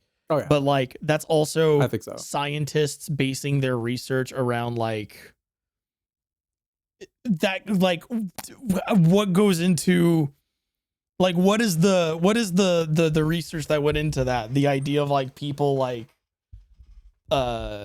throwing each other under the bus or whatever, because like there's also a lot of research that shows that like a lot of like dilemmas where people would have to like hurt each other or something wouldn't actually work. Like there's a lot of other research that proves that like humanity would not turn on itself that fast. GC, yeah, I hate to own you. I don't like doing it. No, go for it. Do you remember COVID? I do remember COVID. But very importantly about COVID is that COVID was not a full societal collapse, one. Yeah. And two, despite all the bad shit people in power were doing during COVID, I feel like most of the people on the ground were pretty like considerate of each other, minus like a few dickheads. And like, I feel like a lot of dickheads. But I feel like, yeah, sorry, go. I feel like in a world without like, in a world where me punching out a dickhead wouldn't yield a consequence, I think those dickheads would be removed very quickly from the equation. It's just like, because the thing that sucks about COVID, if you think about it, in and of itself is kind of like a really long, stretched out collapse of society. Because if you think about it, COVID never really ended. Well, that was the case with like the Spanish flu as well in the 1920s. Like the impacts of that were like very severe and continued for years to come. And it would be cool if we were able. That's the thing. That, like, I really hope we do like one day, like we get to hear some news being like, oh yeah, there's no more COVID. Like we never have to worry about it again. But I'm not too optimistic. I think that they're gonna like very political podcast of ours. If ironically, when Kazuma is not here. Yeah, exactly. Kazuma be like, well, I was really not happy with all the Epstein. He's the comments. most outspoken of all of us about this sort of shit. The Epstein comments were in bad taste, Cullen, but like, I can't believe I missed out on all the politics. He's gonna be like, where the fuck was this episode weeks ago? What the fuck, guys? And next episode, I'll be like, I have some apple juice. It's pretty good, guys.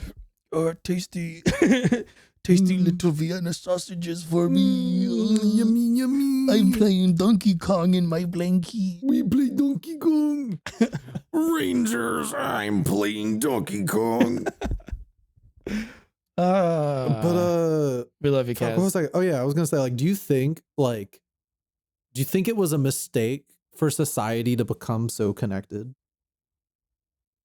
Oh, It's a bit deep. oh.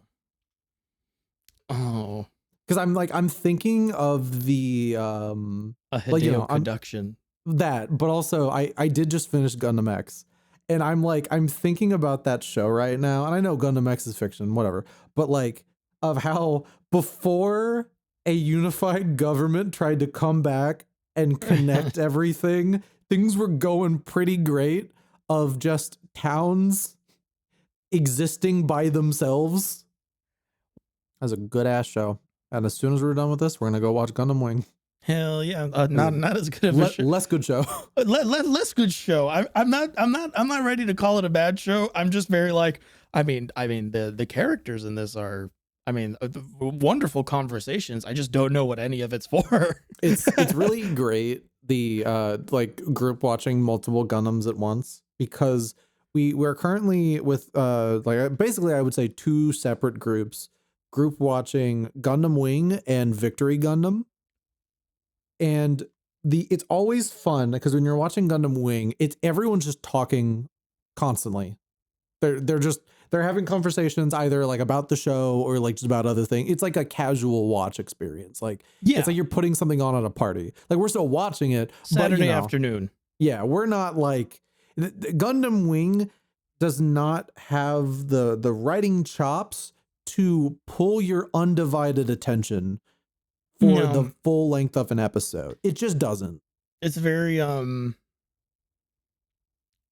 I don't want to say soap opera because I think a lot of Gundam is soap opera, but like not Wing is the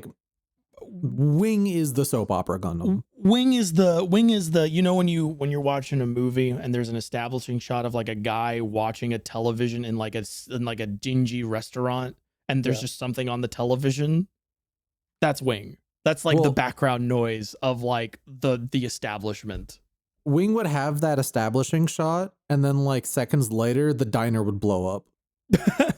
But I mean, like that's like the show that plays on the TV in the background. Mm-hmm. You go to a hobby store and they do reruns of Wing, like on the television, you know, behind the counter, and they just like play that to just fill out the dead air in the store. Yeah, that's the kind of show Wing is. Which is funny because when we watched Victory Gundam, it is a very different vibe. Oh, we are very locked in. We are taken aback by many things in Victory Gundam in like the best way possible. Yes. We are about 15 episodes into Victory Gundam right now.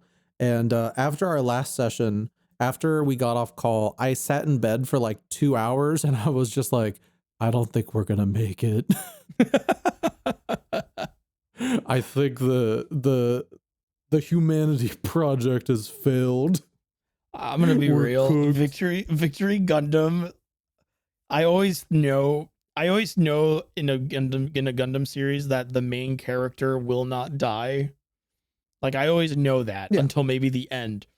I watch Victory Gundam thinking at any moment this fucking guy can die and they're just gonna move on to somebody else and the show's just gonna keep fucking going. See, if Uso wasn't so good at killing people, you're absolutely right. Yeah. Yeah. But he's like this 14-year-old boy is like the youngest Gundam pilot of like at least the Universal Century. I'm not caught up on all the AUs. I'm sure Age has like a toddler in the Gundam at some point. Actually, you know what? That's funny. I say that. Witcher Mercury literally starts with a toddler getting into a Gundam and murdering a bunch of people. So you know what? Yeah, Witcher Mercury based. But yeah, Uso like hops into his robot, like never piloted anything before, and just starts doing crazy tricks that get people killed. Like, he's so good at killing people and he doesn't want to be. Well, that goes into like the idea that I don't know if they've confirmed this for sure, but Oh, he's a like, new type, 100%. yeah. So like it goes into the whole Gundam or Tomino's take with new types, which is these guys.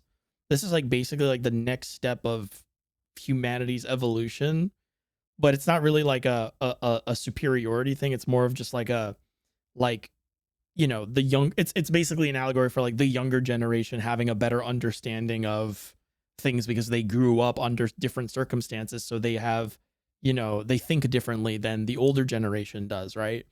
and it's like in this case new types are like people who are capable of doing incredible change, incredible good for humanity, but the generation that came before is basically taking advantage of those abilities, that potential, and turning them into weapons to wage their old wars. And like that's my take on what Tomino uses new types for, at least. And it is a tragedy. Victory Gundam is a fucking tragedy of just watching this kid who like is really smart, very clearly has like raw talent, raw potential, like really high aptitude for things. And it's just like he's being used as a foot soldier in a fucking war run by a bunch of old farts that don't even remember what the fuck they were fighting about. Oh yeah, because the coolest thing about Victory is that it takes place in like UC 150. Mm-hmm. So the conflict that started from like UC like 78, 79. Yeah, because I think it started I think it started at the beginning of UC 79 and ended at UC 80. But anyway, like so like that's like 70 years It's of old news. nonstop conflict. Yeah. And at this point, it's like the war is being handled because of like pride. Like it's just like they're no longer, from watching Victory Gundam, it really feels like whatever conflict is going on, it is not being had over like ideals. It's not being had over, territories or like, independence or sovereignty.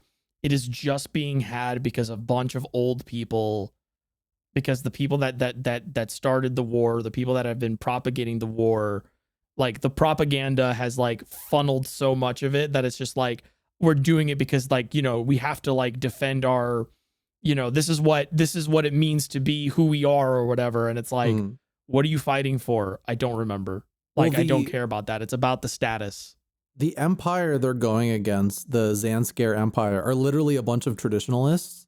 Yeah. And are just trying to like they keep the nature of the conflict pretty vague early on, and I actually like that a lot because we don't really know what their whole deal is.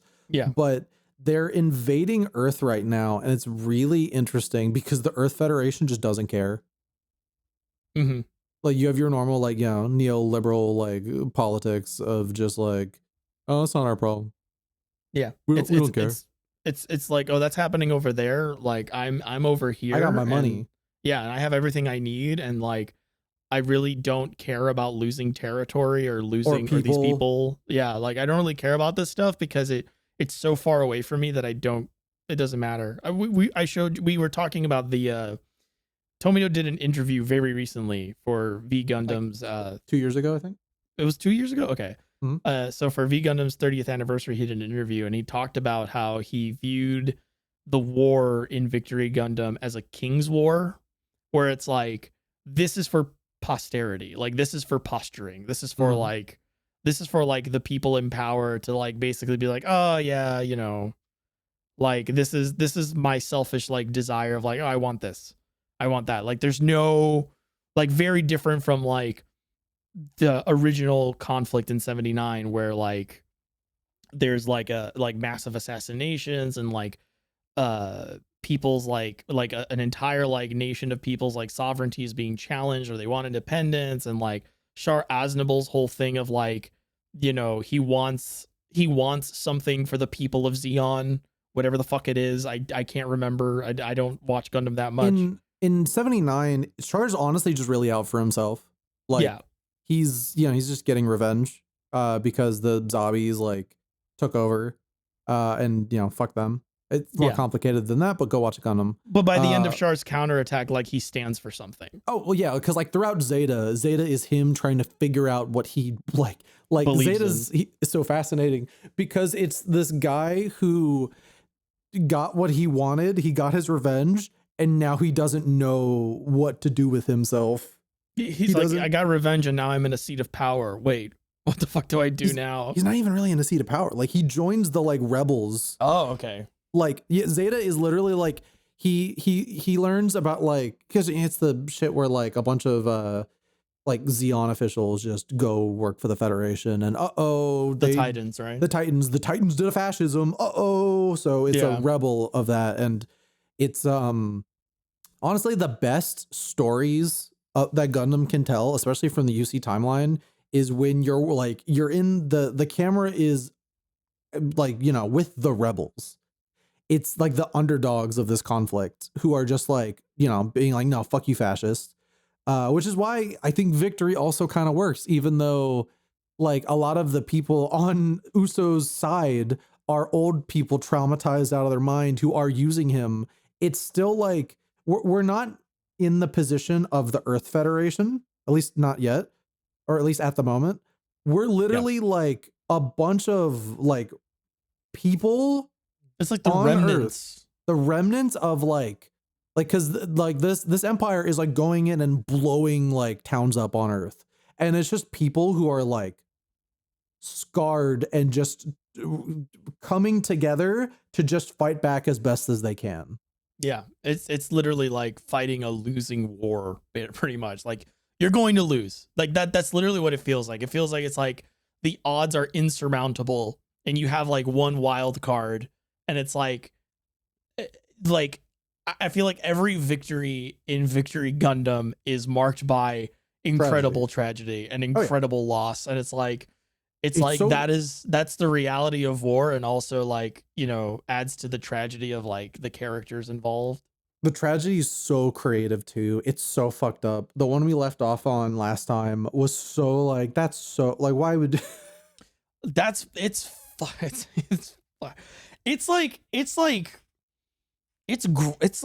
grim, but it's like it's gruesome, and it's like but that's. But it's not really like bloody, which is interesting. It's a very this is going to sound weird. I think it's a very classy, very tasteful way to do gruesome, stark realities, you know? Yeah. Like it's very Tomino in this, and the people that worked with Tomino, obviously, they kind of proved that like what makes that stuff effective isn't necessarily like body horror or like gore or any of that. Like it's just the act.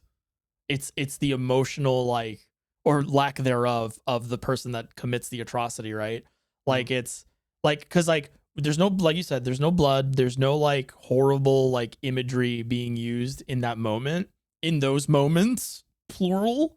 But every time it happens, you are taken aback equally, as if you had just seen that person like brutally murdered before your eyes. You're like, oh my God. Like you're like, that's a really fucked up way to go. And they do it without any without any hyperbole. It's just very matter of fact, very like literally like, oh, there's like, it's like 5 seconds of impending doom. It happens and you're like, fuck.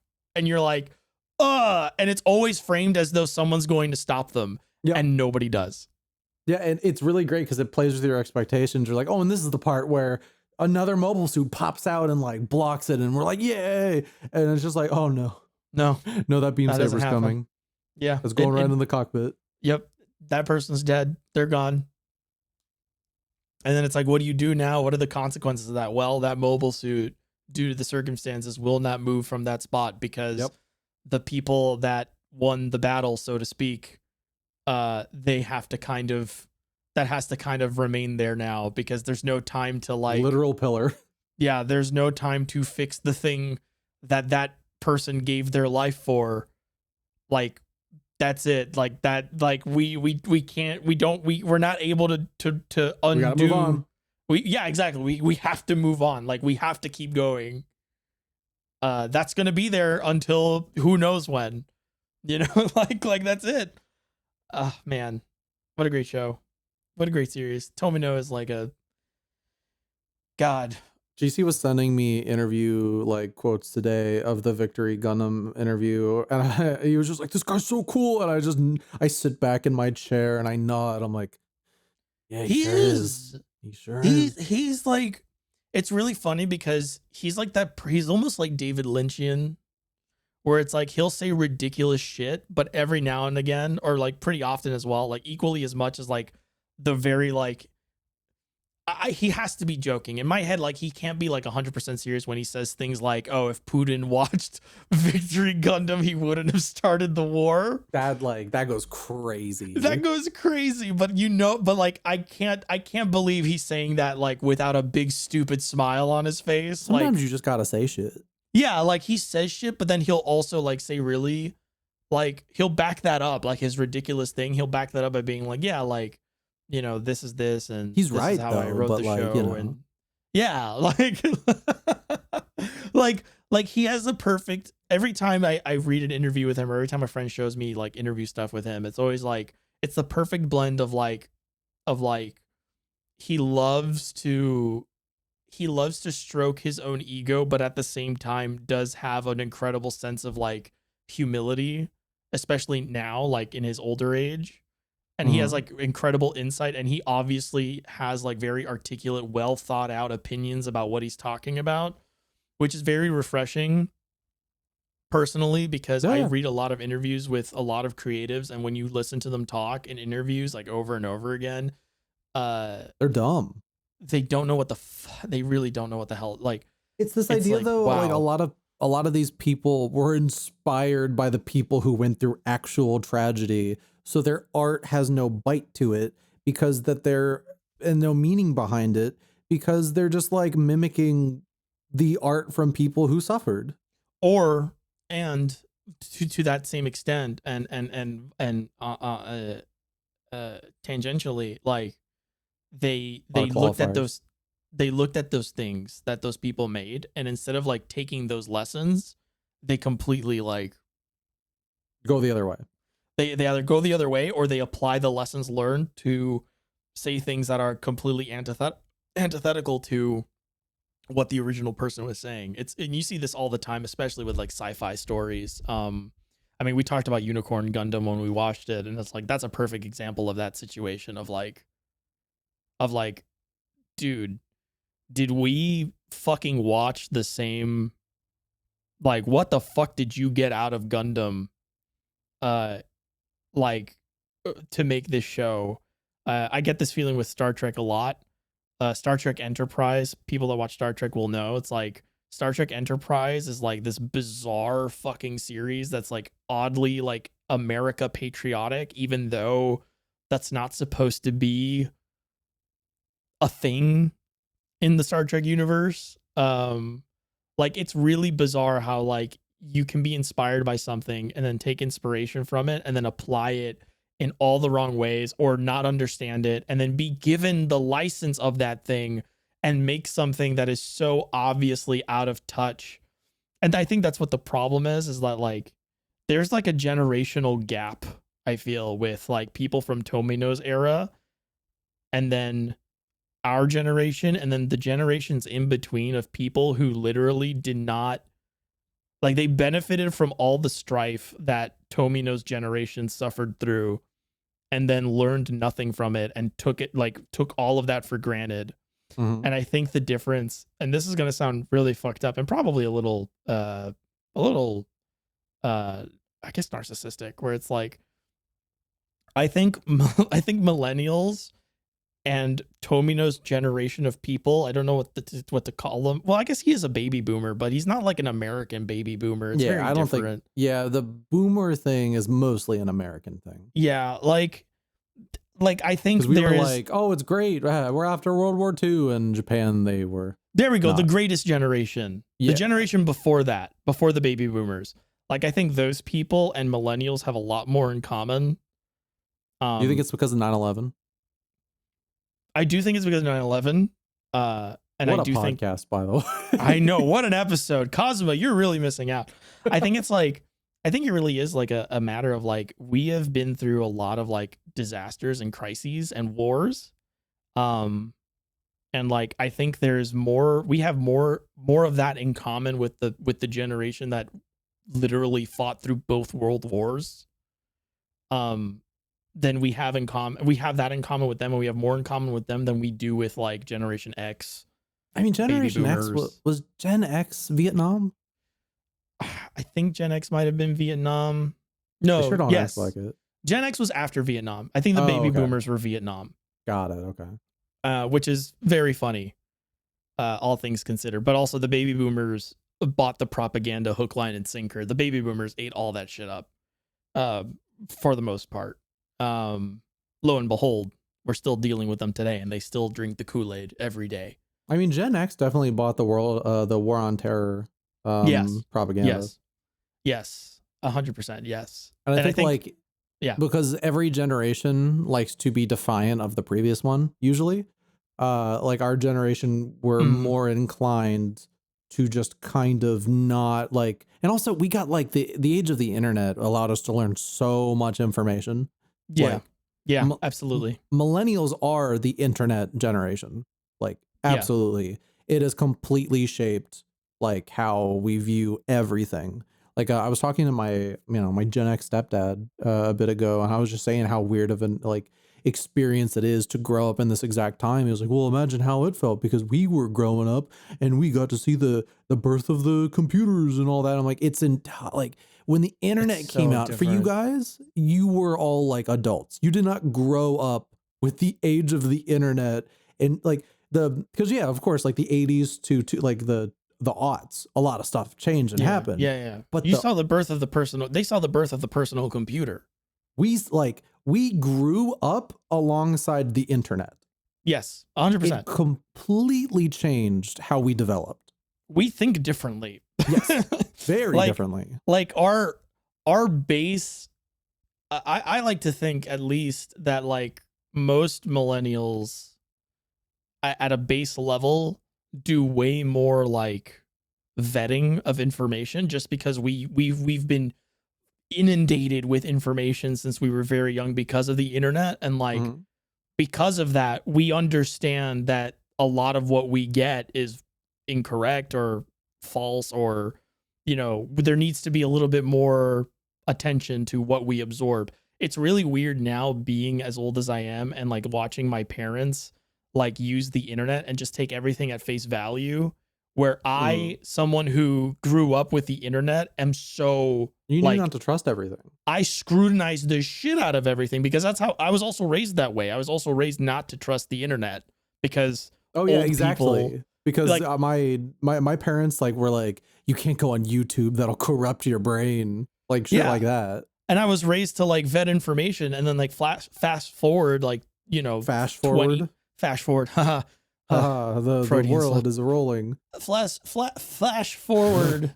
Fast forward to 25 years from then, right? And you're just like, and you're looking at I'm looking at my fucking parents like literally apply none of the things they taught me because it's been so long. Like I got that drilled into my head, but they never did. And now they're just very comfortable, just like assuming everything they interact with on the internet is like golden. We were young enough so that we remember the before and after of the internet. And like, that's why my stepdad was like, oh, but we know the before and after as well. I was like, no, but like our brains were so susceptible to that change.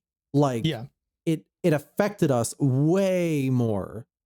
And it, in the same vein of what you were saying, it's very funny because like my parents telling me as a young kid who wanted to make stop motion videos on the internet, they were like, you can't go on YouTube. That's where the sin is or whatever. And like, I go visit my family and they're like, cause I have a younger sister, who's like young. They had her like when I was in college.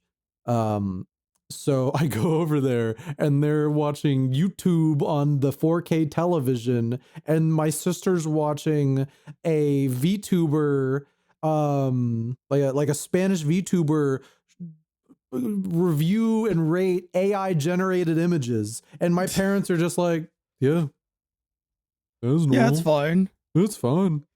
AI is like, crazy. You There's turned out made- okay. And it's like, Yeah, well, it's yeah, like they because make you images. fucking yelled at me every 2 seconds. Yeah, it's like they just made those images.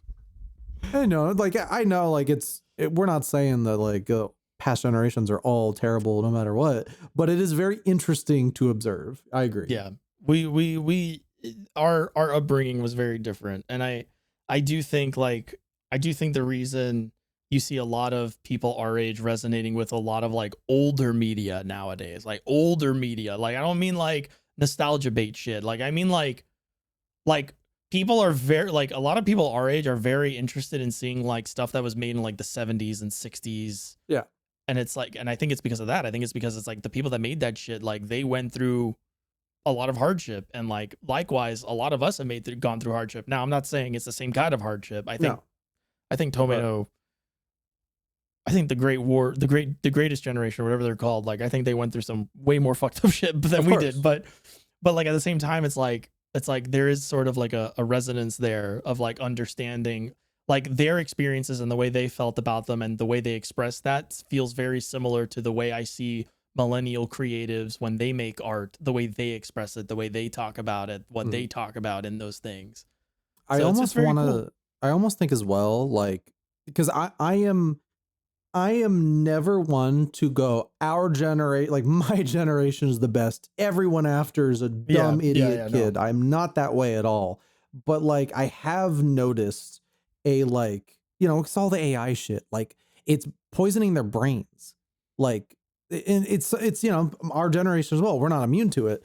But there's plenty of people I knew growing up that were like, Wikipedia is like the perfect resource, and it's like, you know, anybody could edit that, right? And they're like, I don't care. And it's like, great.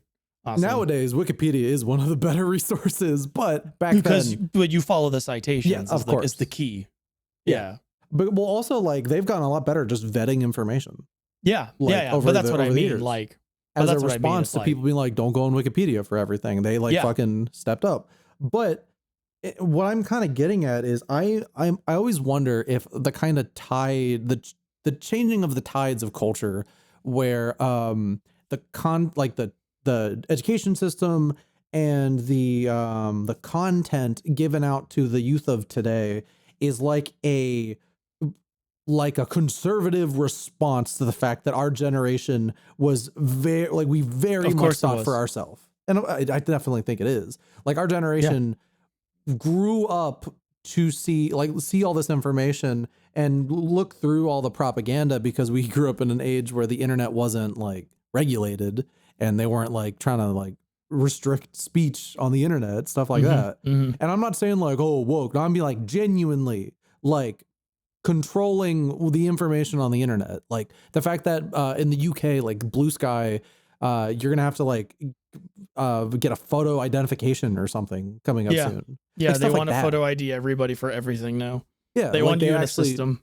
They want to know what you're looking at. They want to actually like, you know, end up like restricting what you can actually see, because the internet opened up a floodgate that opened it up way too much, and now people know too much about what's going on.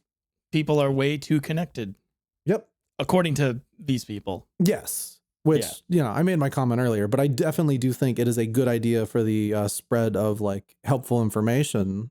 Like, and you look at what's going on in Palestine, and it was a wake up call and they weren't able to stop that in time for us to see like what was actually going on.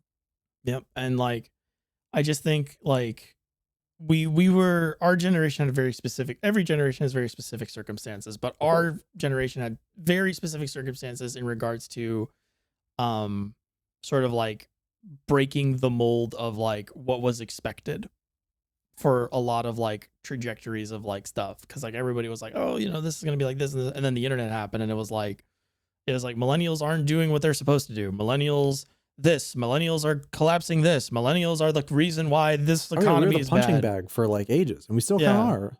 Yeah, and like it's just, it is what it is, and like that's a cyclical thing that people will do forever. But like, I don't know, like it's cool to watch Gundam and have Gundam sort of like talk about things that. I remember when we were talking about Gundam. Yeah, it's, well, I mean, this is still Gundam for sure. Fair.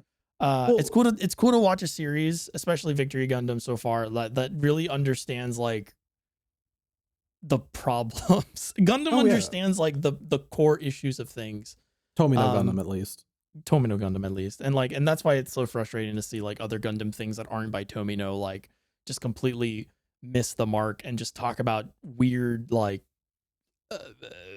weird shit that just sort of like pushes like the wrong idea onto people. But anyway, can I read an excerpt from one of the interview quotes you sent? I had a similar idea. You go ahead. We've got a lot of readers in their 50s. Any words of wisdom for them? Tomino, have a sense of purpose, and though it might be hard for people in their 50s to accept, fully support what young people are trying to do. In other words, stop imposing your own opinions. And that's it. Like, that's the thing. I am like, as someone who's like turning like 29 soon, I'm becoming an old man real time. Like, I'm not a kid anymore, like so far from it. And I'm not a young man anymore. It's like, that is a core thing of my like belief, where it's like genuinely like, I think we should let the future generation, like we should create a better world for the future generations. And I'm seeing that not happen. Like, I'm seeing a bunch of these technocrats. Is that what the right term? I don't know. But like these like the tech like people, technophiles. Yeah, like these like big like billionaire tech CEOs and all this shit, like poison the brains of future generations with just bullshit and crap. And it's just like, get out of the way. Yeah.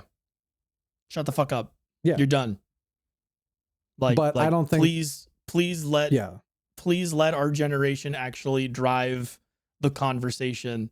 We have not been able to do that. You have not let us do that for a very, very long time. And everything sucks now. Mm-hmm. And it is largely, in my opinion, because our generation has largely been told to shut up and just let somebody else do the driving. Yeah, shut up, be poor. And it is ruining things because you want to hold on to a past like glory that never existed, mm-hmm. or that a past glory that you think is like more important than, progress. Yeah. Thank you, Tomino. Yep. My goat. Yeah. Anyway, I think that's going to be it for this episode. That is everybody. it for this episode. Very heavy episode. Sorry for everybody that gets introspective as a result, but I felt like, I think we both agree here. I think Kazuma would too. Very, very conversation worth having. Yep. Conversation worth having, conversation worth sort of expressing. And we're going to get in so much trouble. He's going to be like, not only upset. Was that not okay, but the parts that were okay, I should have been there. Yeah. Kazuma's going to be like, or he'll have the opposite effect, be like, oh, I'm so glad I don't have to say any of that shit. I'm so glad somebody else said it. He's going to be so high. He's going to be like, I'm relieved that, you two can say the good word without me. Like, that's awesome. That's why we're friends. That's why I love you guys. That's what Kazuma will say. He says it like once every other episode. I've counted. Anyway, have a good day, everybody. Enjoy the rest of it. Enjoy tomorrow if you're watching this late. We'll see you all at the next one. Bye-bye. Enjoy 2 days from now if you're watching this when it airs, so you can play Donkey Kong. You enjoy it. Bye. Yep. You can find us on Spotify and all that stuff. Yep. Bloop.